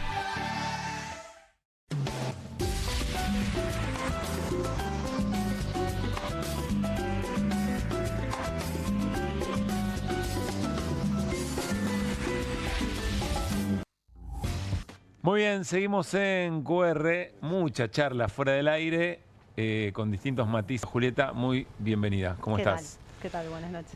¿Volvió la política? Sí, volvió, pero volvió, como les decía hace un ratito, por donde no esperábamos, ¿no? Estuvimos todo el tiempo diciendo, bueno, a ver, la unidad, bueno, a ver, el programa, ¿no? ¿Qué pasa con la oposición que no aparece en la escena? O sea, que le ordene el programa, que se ordene la interna. Claro, sí, ¿no? ¿Por dónde se ordena esta escena? Sí. Todo buscándole el ángulo, ¿no? ¿Por dónde se ordena? Bueno, no. No, es que no hay un programa, el peronismo no tiene ideas nuevas, no, hay que hacer un aporte de ideas nuevas, bueno. No significa que nada de esto, digo, todas estas discusiones seguramente sean discusiones que vuelvan y que estén también, ¿no? Que permanezcan. El tema de la unidad, ¿no? Bueno, es que hace falta una unidad del peronismo. Cada uno de los actores del peronismo jugando su propio juego, ¿no? Se los diciendo lo valioso de la unidad, pero al mismo tiempo haciendo su propio... Pero sin poder, sí, ¿no? Lograrlo. Por ahí la primera noticia que rompió un poquito esa escena tan monótona fue Cristina diciendo juego en la tercera, ¿no? Digo, yendo a jugar en otra cosa que descolocó un poco en términos de noticia, pero lo que puso, digamos, en el debate público y con centralidad, pues esto estuvo medido, inclusive hay un informe de ADOC, que es una consultora que hace, digamos, escucha digital y demás, y que mide cómo está la conversación en redes, que decía justamente que tuvo más volumen de conversación este tema que, por ejemplo, Libra, ¿no? Claro. Que el caso Libra. O sea, Bueno, párrafo aparte, si querés ahora hablamos, el gobierno desconcertado con esto, perdiendo, no está en la conversación, digamos. a ver, el gobierno no está en la conversación, no sabemos bien si es que está corriéndose de la conversación Sí. por un tiempo o si es porque está desconcertado. Digamos, la razón yo por lo menos no la sé. Perdón, una acotación, sí. pero dialogando con el tribunal estuvo el gobierno. Estuvo Santiago Caputo, ¿no? ¿Para qué? ¿Para buscar qué? Para ¿Queriendo qué? buscar desactivar la movilización, Ok. para eso, centralmente. Para que se diera la notificación sin necesidad de que Cristina Tratar de evitar la fuera marcha. a tribunales, Ujú. para eso. No ir a perdón. Comodoro claro. Pero era, Ujú. sí, está en la conversación Privada. De otra forma. De otra forma, por atrás y sigilosamente, ¿no? No quieren la movilización por nada del Pero mundo. si venía conduciendo la agenda o imponiendo la agenda con todo éxito, en este momento por lo menos, lo que no sabemos, dice Julieta, es no quiso o no pudo. Está corrido de la escena, Sí. digamos, por primera vez desde que asumió Milei, ¿no? O sea, no tiene la centralidad. Y además es algo, ¿no? Una condena. Uno podría decir, bueno, es una condena, ¿no? Entonces todo diría que la opinión pública va en un mismo sentido, ¿no? Es como, bueno, es una condena judicial. No, y no. Lo que está pasando con la opinión pública es que sigue dividida, sigue polarizada, ¿no? Porque en el fondo es una condena política. Claro. Entonces la discusión que se genera en torno a la condena también es una discusión política, ¿no? Política en todos los sentidos del término. Es polisémica la idea, ¿no? La condenan a Cristina y tiene por lo menos dos visiones. Y eso lo que genera no es la unidad, ¿no? Porque es un poco, bueno, ahora cómo sigue esto de estas fotos, porque la verdad creo hasta ahora lo que podemos decir es, lo novedoso son fotos. Vimos la semana pasada de golpe, no sé, a Moreno con el jefe de gabinete de Kicillof, ¿no? En un programa streaming. La foto de hoy, te la pido mientras sigue Julieta desarrollando, la foto de hoy que mencionábamos, Juli, de la reunión con gobernadores y sobre todo lo simbólico de la silla vacía, ¿no? Se dejó la silla vacía en la conducción del... Bueno, ahí está. Claro, ahí está. Al lado, entre Corpachi y Mayans, ahí está la silla vacía, que es la silla de Cristina Fernández de Kirchner, la presidencia del PJ, después el resto de los gobernadores y algunos Y ahí se ve, perdón, ahí se ve quién es Infran a distancia, ¿no? A ver, si la abrimos, Infran, de izquierda a derecha es Infran a Teresa distancia, Rodríguez, digo, no, digo, pero en la Melella, pantalla. ¿Quién es? Es Silioto, ¿no? Sí, es Silioto. Silioto, Kicillof, Mayans, Corpachi, Quintela, Germán Martínez, Mariel Fernández, intendenta, Guado de Pedro y Lo que Anabel pasa es que Fernández. Teresa García contó que Infran está haciendo campaña, que creo que Ahí se lo está ve ahí abajo, abajo, sí. ¿no es cierto? Ahí, abajo a la derecha. Sí. Y que Jalil estuvo a distancia. Y la Jalil es noticia. Jalil es Jalil la es noticia. Y, sí. y que Jaldón no. Pero dice, vuelvo Julieta a lo que decía, Sí. por ahora es una foto. Son muchas fotos O muchas. muy novedosas, ¿no? Sí. O sea, esto, bueno, de golpe Jalil apareció, ¿no? Quintela, esto que decía del Moreno, Massa. Moreno, ¿no? Grabois, Massa, todos juntos, todos mezclados, ¿no? Entonces, en realidad, la pregunta es, ¿esto es la unidad? No sabemos, pero de vuelta, la política volvió del peronismo, volvió a la escena de una forma insospechada. Entonces, ¿la unidad qué es, no? Y si uno va a mirar los inicios Quizá del no peronismo... saben tampoco los participantes de las fotos, tampoco lo tengan muy en claro. Es que es probable, porque en un momento de confusión es sano, digamos, no tener todo tan claro. Coincido también. 100%. Es más como que bien, hay algo ahí. ¿es unidad o es más bien que Cristina retomó la centralidad y muchos de los actores vieron que no tienen margen para hacer otra cosa? A ver, retomó la centralidad, pero ¿cómo la retomó? Esa es la pregunta, ¿no? Sí, La sí. retomó de una forma, si bien venía, ¿no? En términos políticos, jugando un juego para retomar la centralidad, porque la decisión de ella de jugar fue eso. Esto fue digamos, es una operación que la excede absolutamente en términos de voluntad. Claramente Sí, ella no quiere ir Te lo presa, pregunto digamos. pensando más bien hacia adelante y de cara a la gente. Me da la impresión que para el votante, si querés más bien peronista o afín al peronismo, Cristina frente a esto toma una centralidad que ninguno del resto de los actores puede soslayar. Si eso se sostiene en el tiempo, bueno, uno tiende a pensar que Cristina tomaría más decisiones que el resto. Bueno, pero eso porque... No sé si me apuro. No, pero eso, a ver, eso también viene de un lugar, ¿no? Si uno miraba antes de esto, digamos, quién era quién tenía el liderazgo de la oposición, el liderazgo de la oposición era de Cristina, en términos de opinión pública, digamos, ¿no? Si preguntabas eso, en todas las encuestas, la líder de la oposición era Cristina. Entonces, bueno, también es lógico, ¿no? Que si a la líder o sea, la de la figura oposición, opositora mejor rankeada sería en encuesta, ¿no? Sí, claro. sí, Es así, tal cual. y cuando preguntabas por quién lidera la oposición, entre algunas dirigentes aparecía Cristina. Ahora vendrá el desafío de cómo se administra esa centralidad o eventualmente la política que volvió. ¿Y cómo se articula también? Sí, claro, es eso, ¿no? ¿Qué van haciendo todos los actores en relación a eso, ¿no? ¿Y qué pasa también con Cristina? Lula cuando lo encarcelaron, y lo mismo que cuando se habla de Perón en el exilio, ¿no? Todos los ejemplos que podrían llegar a asimilarse a esto, se armó como una especie de santuario en torno a la figura de Lula, ¿no? De hecho, había gente que le cantaba los buenos días, le cantaba las buenas noches, ¿no? Había como una mística con Lula en torno preso. al tema. Con Lula preso. Había una mística, ¿no? En torno al tema. Lo iban a visitar, tenía como... Le escribían. Le escribían. Bueno, Perón... Hay un libro, Las cartas de Perón son un símbolo muy grande. ¿Por qué? Porque, digo, Perón escribía cartas y a veces por ahí... le decía a dos personas, ¿no? Como quién sabe, ¿no? Esas cartas después se llevaban de boca en boca, se reproducían de boca en boca y bueno, lo había dicho Perón en última instancia. Entonces, esta idea de que el líder no esté, pero a la vez esté, ¿no? Otro caso es Correa, pero el caso de Correa es un poco más complejo porque Correa se fue del país, ¿no? Decidió, digamos, evitó una condena y se fue del país. Y no pudo, digamos, no pudo poner ningún otro, no pudo poner a lo más cerca que estuvo es con Luisa, se me fue el apellido, con Luisa González, que estuvo muy cerca. Pero no pudo. Recién compartimos una palabra de Juan Grabois que nos pareció interesante. Le preguntamos a Juan Grabois sobre cómo administrar la emocionalidad recuperada y la inteligencia, si vos crees, o la frialdad para pensar las jugadas que vienen. Y luego dice, no, pará, ya tenemos demasiados que pensaron demasiado, que sobrepensaron la escena, que inventaron tácticas y sobre tácticas, estrategias. Lo determinante es la emocionalidad recuperada. ¿Qué pensás sobre eso? Me parece Comprás. acertada, digamos, la mirada. Básicamente, pues si hay algo que se recuperó con esto fue algo místico, digamos, algo, ¿no? Se movilizó algo en relación a la mística, a la simbología, o sea, lo que se puso en juego acá es algo de eso y tal vez es lo que más hay que cuidar, ¿no? Inclusive en esos términos, digamos, cuidar que hay algo, hay como una luz que se encendió en la oposición que no estaba encendida, claro, ¿no? Entonces, inclusive la convocatoria, ¿cómo se hace la convocatoria, no? Si es a defender a Cristina o qué simboliza Cristina, y no hace falta decir, porque digamos, en la memoria de toda la gente que va a ir mañana y de toda la gente que votó o puede llegar a votar al peronismo, está, digamos, lo que Cristina simboliza. Entonces no hace falta recordarlo, hace falta movilizarlo. ¿Qué significa la marcha de mañana en términos de todo lo que estamos hablando?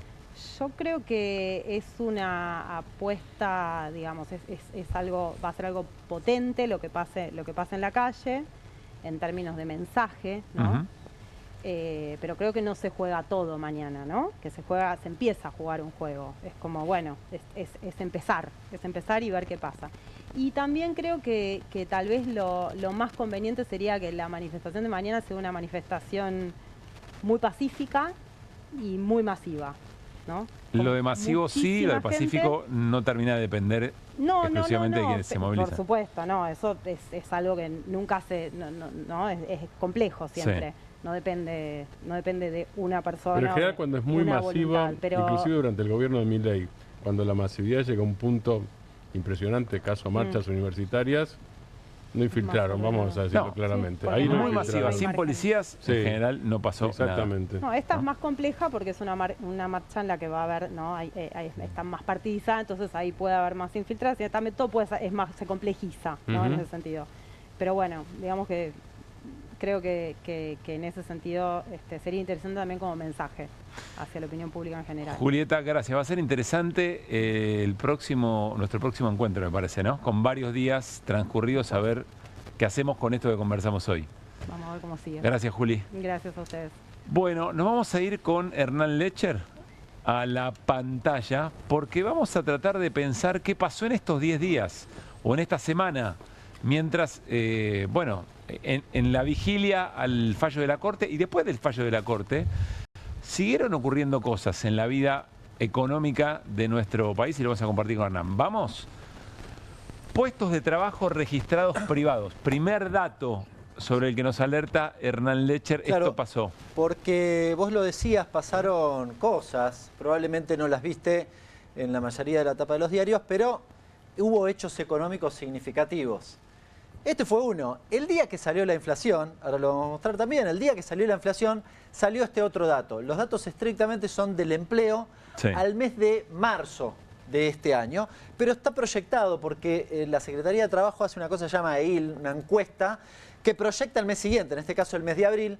Si tomo los datos concretos, en el mes de marzo se destruyeron 7.300 puestos de trabajo, la amplia mayoría, casi 4.500 del sector industrial, muy importante el dato. Ahora, si tomo desde el inicio del gobierno de Milei y proyecto hasta el mes de abril, estamos hablando de esto que vemos aquí en pantalla, casi 131.000 puestos de trabajo menos. Un numerito. Privado registrado. A esto agregale mínimo 70.000 del sector público. Claro. Es decir, estás más o menos en 200.000 puestos de trabajo si le agregás, perdón, menos. Si le agregás informales... No, la discusión de informales es distinta porque en realidad cuando uno habla de informales, a ver, lo más probable es que yo pierda trabajo acá y termine siendo un trabajador informal. Bien, salvo que decida no trabajar y me pase a la inactividad. Ahora igual sale esta semana desempleo del primer trimestre, pero tiene una dinámica distinta, no es que se destruyen los puestos. Si me preguntás con qué letra del abecedario podría representar este gráfico, te diría una L. ¿Puede ser? Se ve bastante bien, ¿no? Sí. Se ve bastante bien. ¿Sabés que en el gobierno de Macri, en todo su gobierno, se destruyeron unos 240.000 puestos de trabajo registrados? Fíjate cómo estamos ¿En todo acá. el gobierno de Macri? Sí, incluyendo el sector público, si no recuerdo mal, que en realidad no tuviste gran destrucción porque se echó gente, pero después se incorpora gente. Lo de más profundo y más rápido, definitivamente. Lo está haciendo Milei. No hay ninguna duda. Bueno, pasemos. Esto pasó, te decía, el mismo día que salió la inflación, una inflación que el gobierno festejó. Hoy salió un dato importante que el gobierno también festejó, que es la inflación mayorista, que dio directamente negativo. Muy influenciada por los productos importados, pero finalmente negativo. ¿Negativo el gobierno, es que bajaron los precios? Sí, se coloca una cucarda al respecto. Vale la pena después hacer algún análisis en relación al tema inflacionario, que no es menor, ahora te lo cuento. Pero que tiene que ver con esto. Esto salió, son datos de Focus Market, se llama la consultora. No puede ser sospechada de kirchnerista, peronista, ni mucho menos. Da el dato de consumo masivo, mayo contra abril, 3,2% de caída. Es importante esto porque, bueno, da cuenta de que continúa una retracción del consumo. Vos me dirás, che, no parece tanto, pero estás hablando de abril. Yo, un compañero lo hizo Guido hoy a la mañana y le pregunté, escúchame Guido, fíjate, mayo del año pasado, ¿cómo estábamos? Para dimensionar, menos 14,5. Es decir, estás peor que la caída de aquel año, de hace un año atrás. Caídas sobre caídas y muy profundas. ¿Cuál? Es un escenario muy magro. Claro. Es un escenario muy magro, estás hablando de una caída superior al 15% en materia de consumo, ¿no? Fíjate lo que sigue, no sé si me querías preguntar algo. No, a Julián, pero ya me va a escuchar.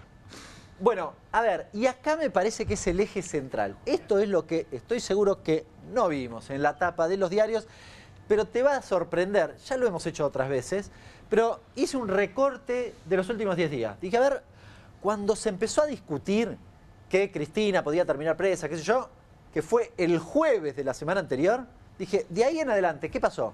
Bueno, eso fue, en realidad el miércoles fue 4, entre el 4 y el 6 de junio fueron miércoles, jueves y viernes de la semana anterior.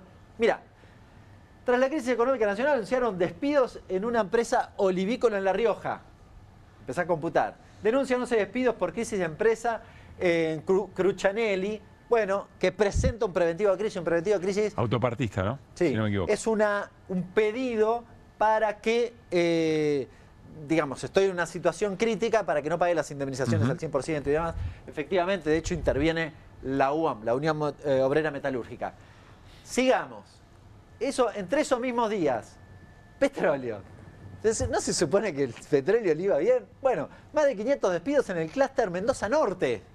También, esto fue el 4 ¿Pero o el esto 5. qué lo explica? Seré curioso. El ajuste básicamente del sector. Es probable que tenga que ver con, en parte, la caída del precio del petróleo. Ahora volvió a subir, pero en el medio, bueno, las empresas grandes sobre todo, si nadie les dice nada, tratan de trabajar con menos cantidad de trabajadores. Fin, no hay mucho truco. Anuncian el cierre de una emblemática metalúrgica y el pago del 50% de las indemnizaciones. Fíjate también, 4 de junio. Todo esto pasó en esos 2 días, En esos 2 días. Sigamos. Y acá creo que ya vamos a la semana siguiente. Y acá te lo hice directamente por día. El 10 de junio. ¿Qué pasó esto? día por día? El martes. Suspenden a más de 500 trabajadores en una textil de San Juan. Bien, en la segunda quincena de más de junio están todos suspendidos. Probablemente esto termine en parte en despidos, por ahora no, pero probablemente termine en despidos porque el escenario para el sector textil no muestra nada positivo, ninguna expectativa que vaya a mejorar. Sigamos, martes. El miércoles, ¿qué pasó el miércoles? Bueno, crisis en Giorgalo, dueña de Mantecol no acató la conciliación, hay despidos y cortes en Panamericana.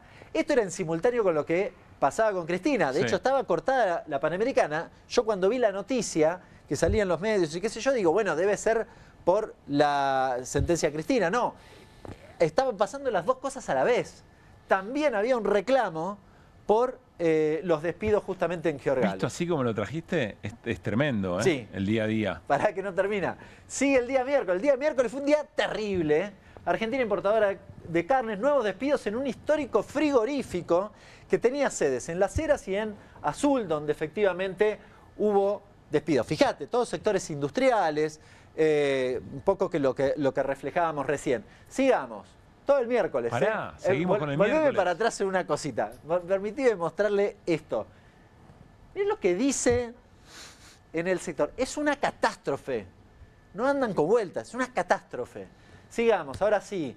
El mismo miércoles, la multinacional Kimberly-Clark cerró la planta de Pilar, 220 despidos. Todo el miércoles, un día caótico. Pañales. Sí.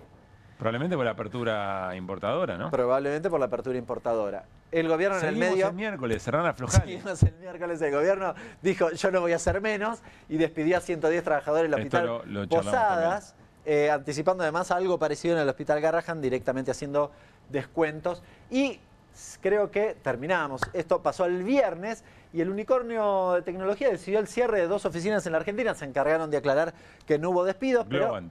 pero Globant cerró, fíjate, debido a los datos del primer trimestre porque no tienen actividad. Tenían poca actividad, dice la noticia. Tremendo. Todo esto pasó en esos 10 días.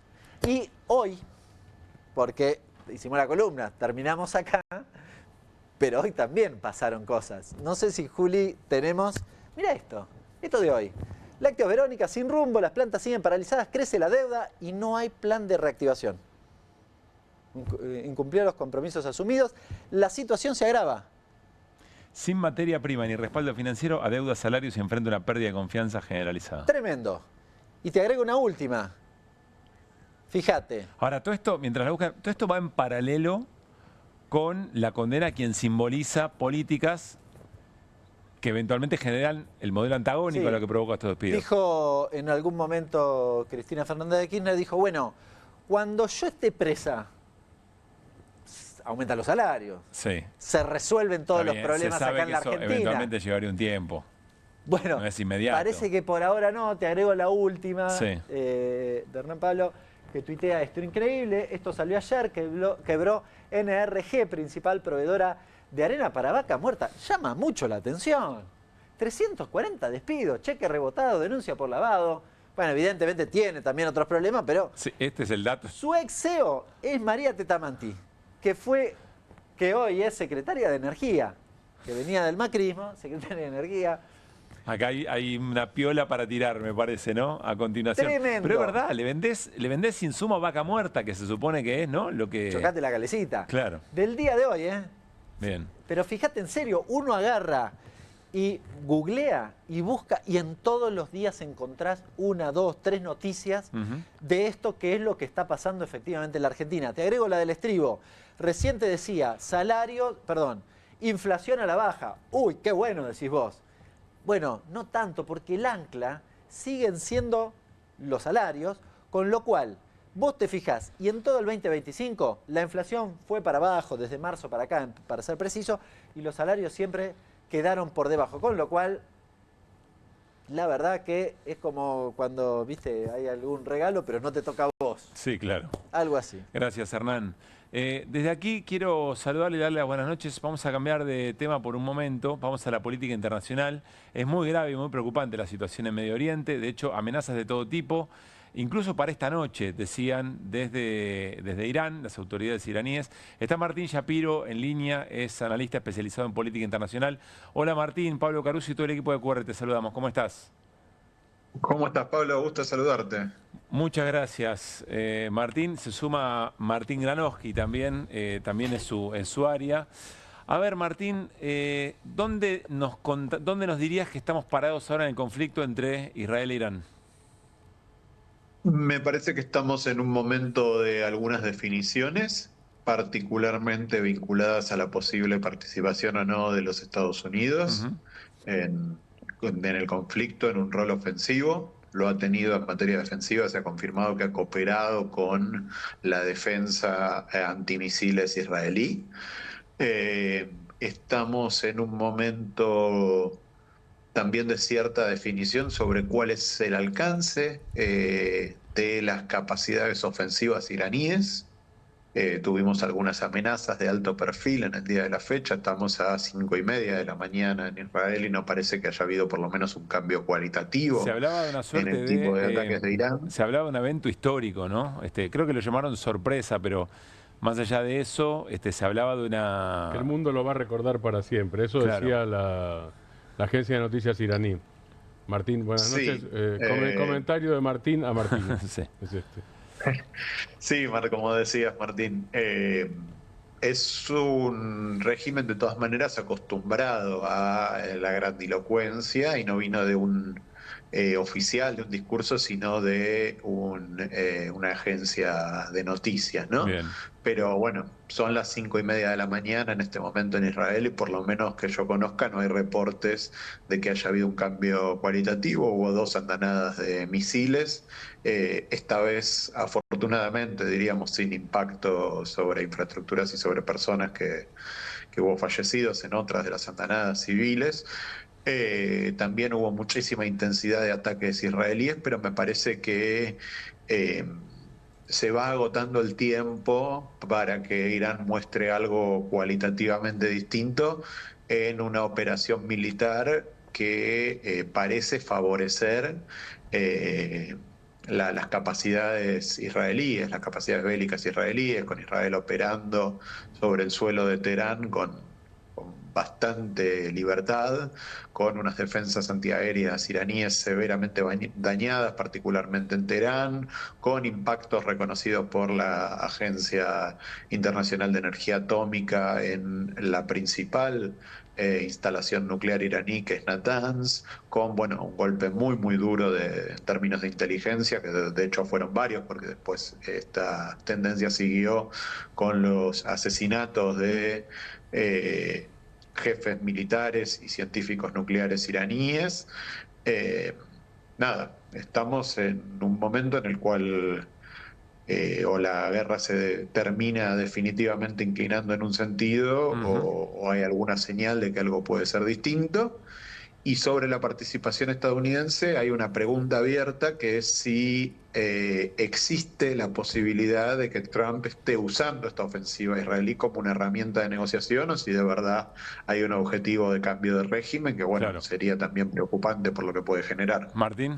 Ahora, en relación con esto último que decís, cambio de régimen nunca, que yo me acuerde por lo menos, cambio de régimen no hubo nunca solamente con ataques aéreos, me parece, por lo menos...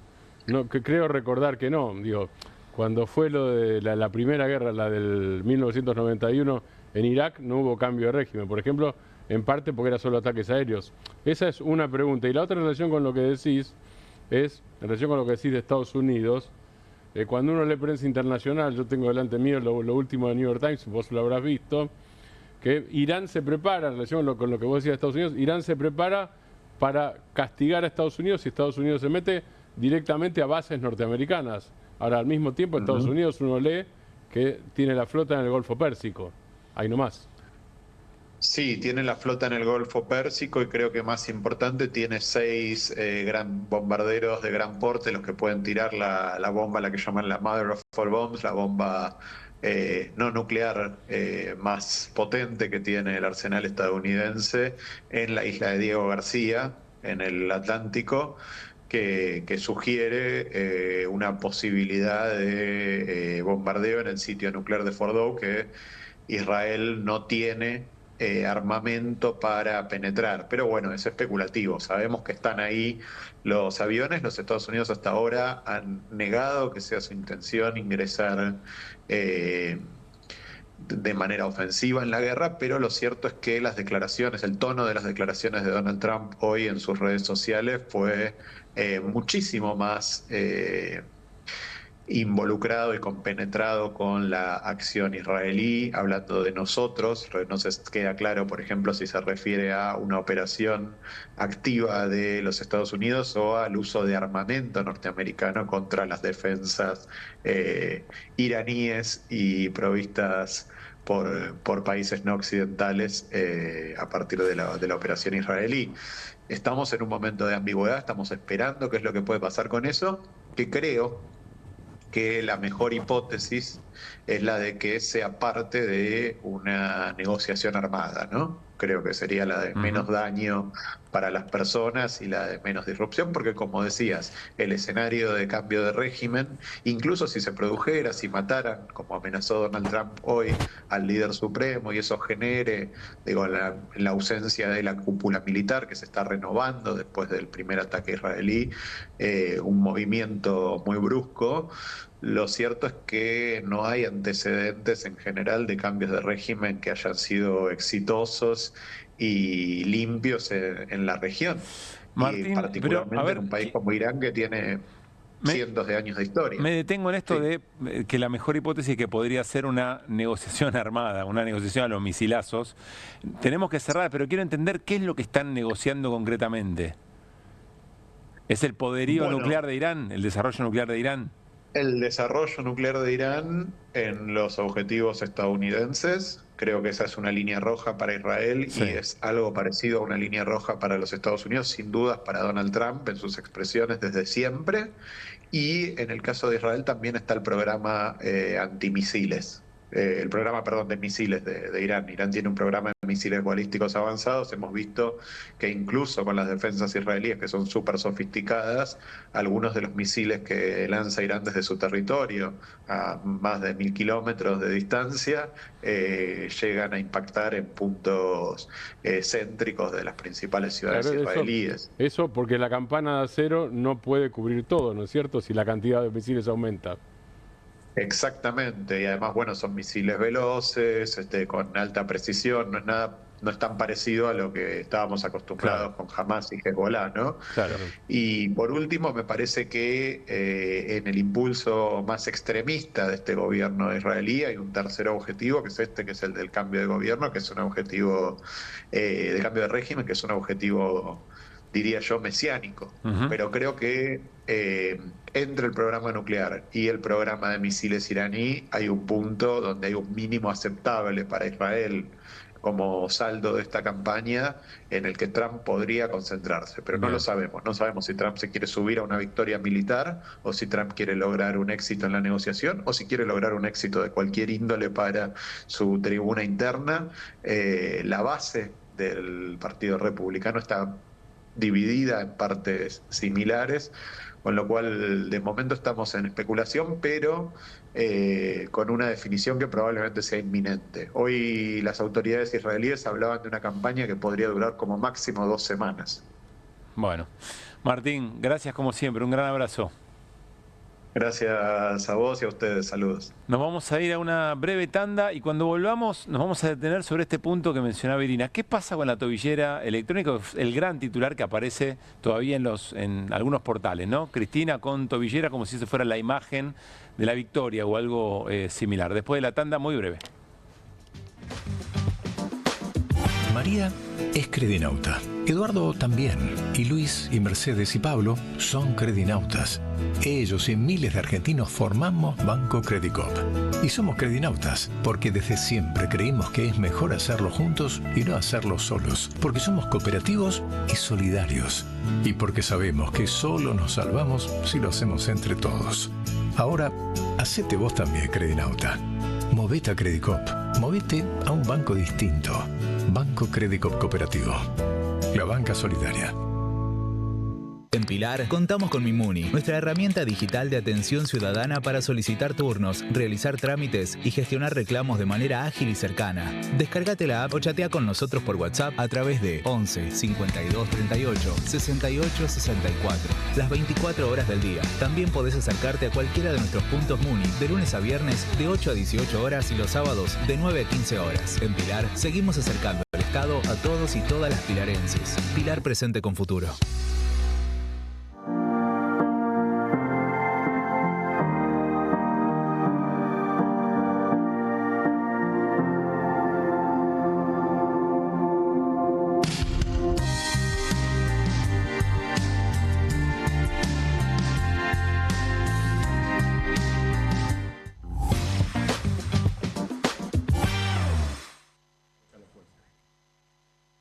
Bueno, muy bien. Seguimos en QR. Último bloque. Irina, ¿qué pasa con la tobillera electrónica sobre Cristina Fernández de Kirchner y su detención?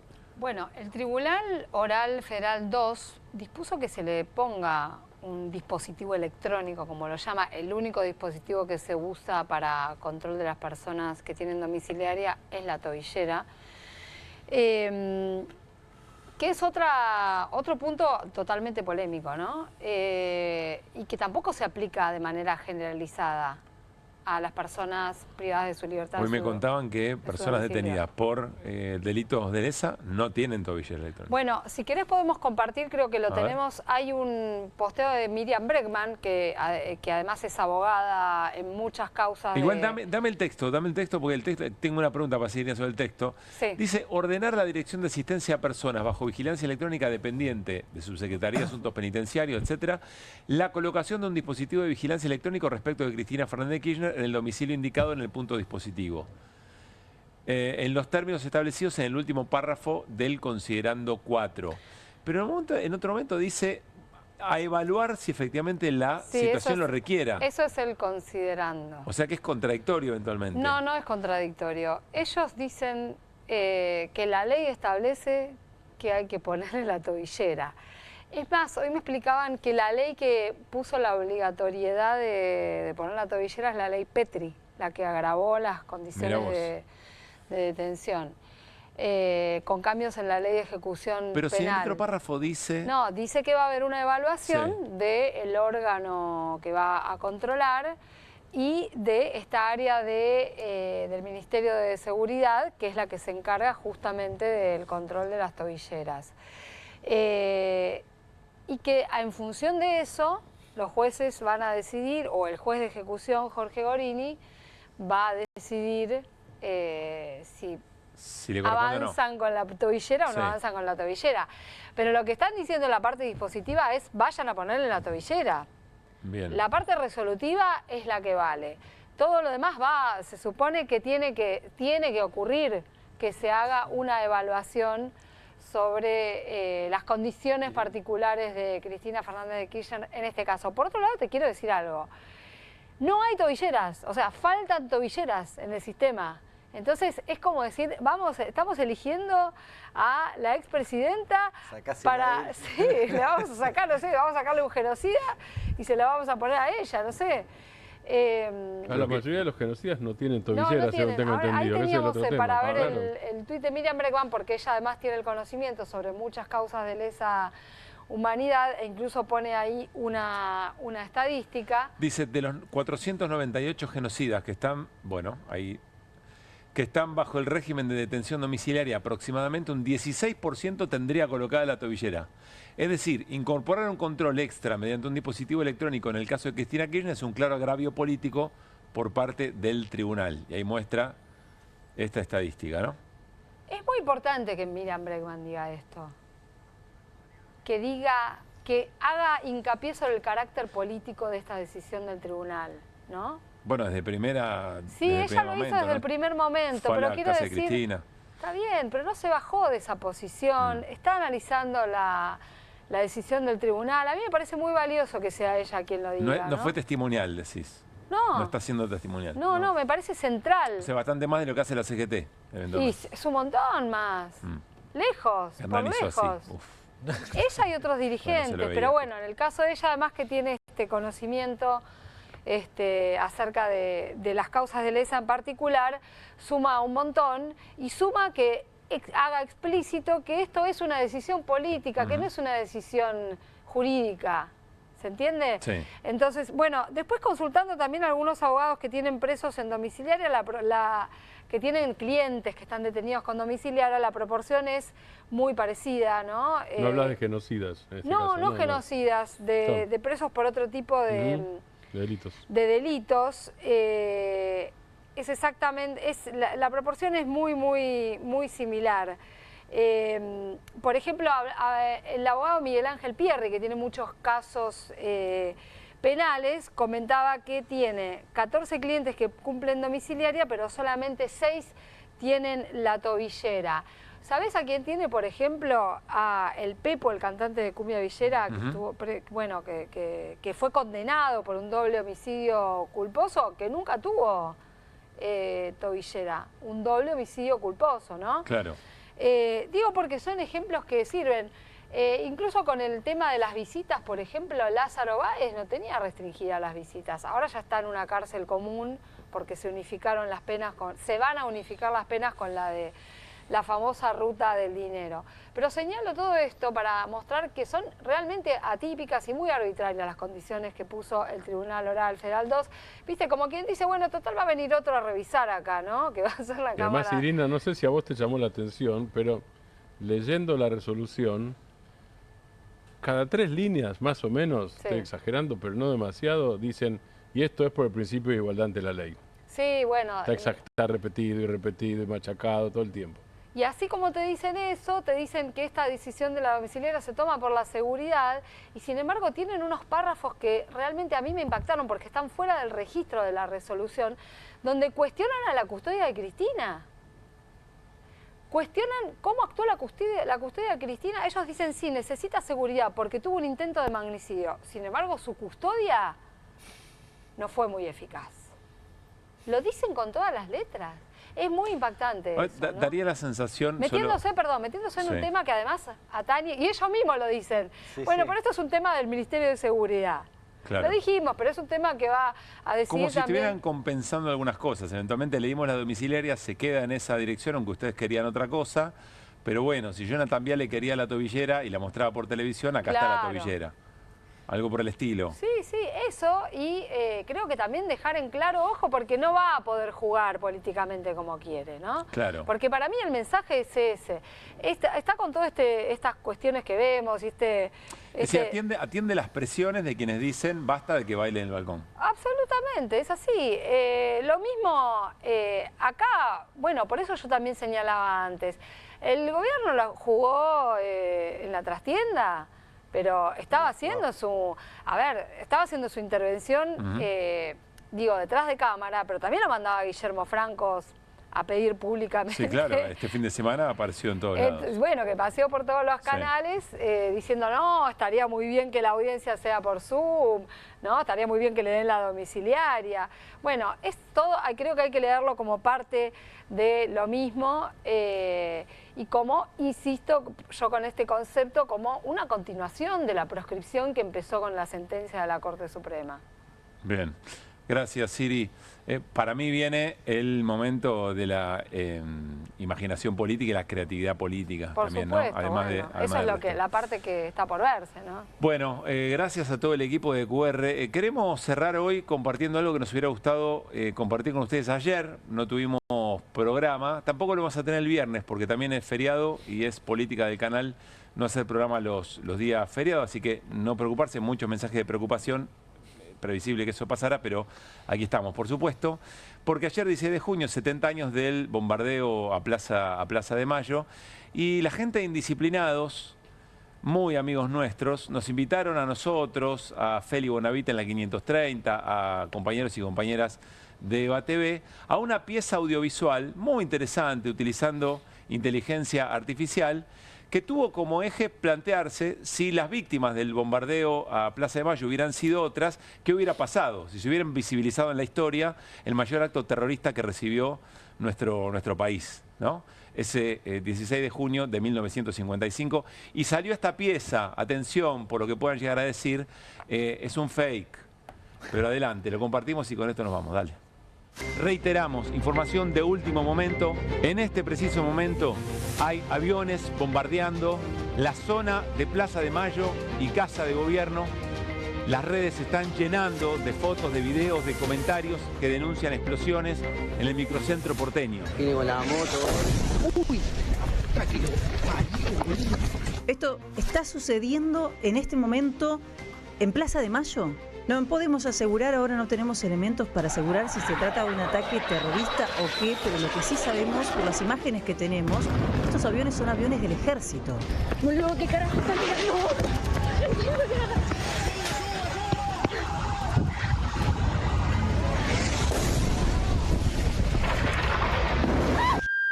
Che, ¿es joda lo que está pasando? Sí, no sé. Rarísimo. Sí. Hay aviones sobrevolando un microcentro que tomaron la Casa Rosada y está prendida a fuego, ¿no? ¿Está chequeado esto?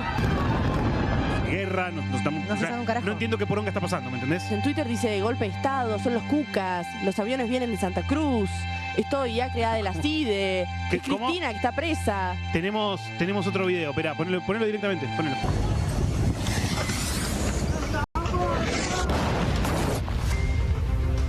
¿Cómo puede ser? Pará, negro, ya sé, pará. No sé, te escuché, pero no lo puedo creer. O sea, es un momento grave, bancá un toque. A ver, vamos a tratar de organizar esta información. En este momento acaba de llegar un comunicado que dice: argentinos, argentinas, escuchen este anuncio del cielo volcado por fin sobre la tierra. El tirano ha muerto. Ponelo para que lo veamos y vamos viendo, gente. Perdón que no les podemos contar más, pero no sabemos lo que está pasando. No puede ser. Sorprende que no haya un comunicado oficial. Nuestra patria desde hoy es libre, de verdad. Memes. O sea, estamos haciendo memes de... Yo me cago de risa de todo, ¿no? Pero me parece que tenemos que... O sea, estamos bombardeando... No lo puedo creer. La aviación de la patria al servicio de la soberanía ha destruido su refugio y el tirano ha muerto. La era de la recuperación de la libertad ha llegado. Es raro, ¿esto es real?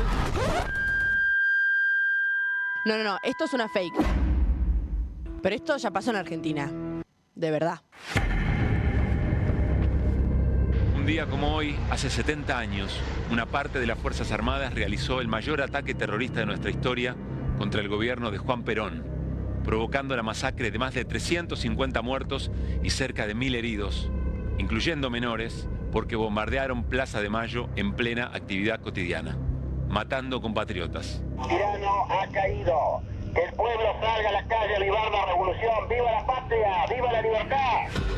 Un delirio que parece ficción. ¿Cómo puede una sociedad tener una percepción crítica de la historia si se invisibilizan episodios tan cruciales como este? ¿Ocurriría lo mismo si el golpe fuera perpetrado contra un gobierno que representa los intereses del poder económico concentrado? ¿Ocurriría lo mismo si sus líderes fueran encarcelados o proscriptos? Es indudable que pasarán los tiempos, pero la historia no perdonará jamás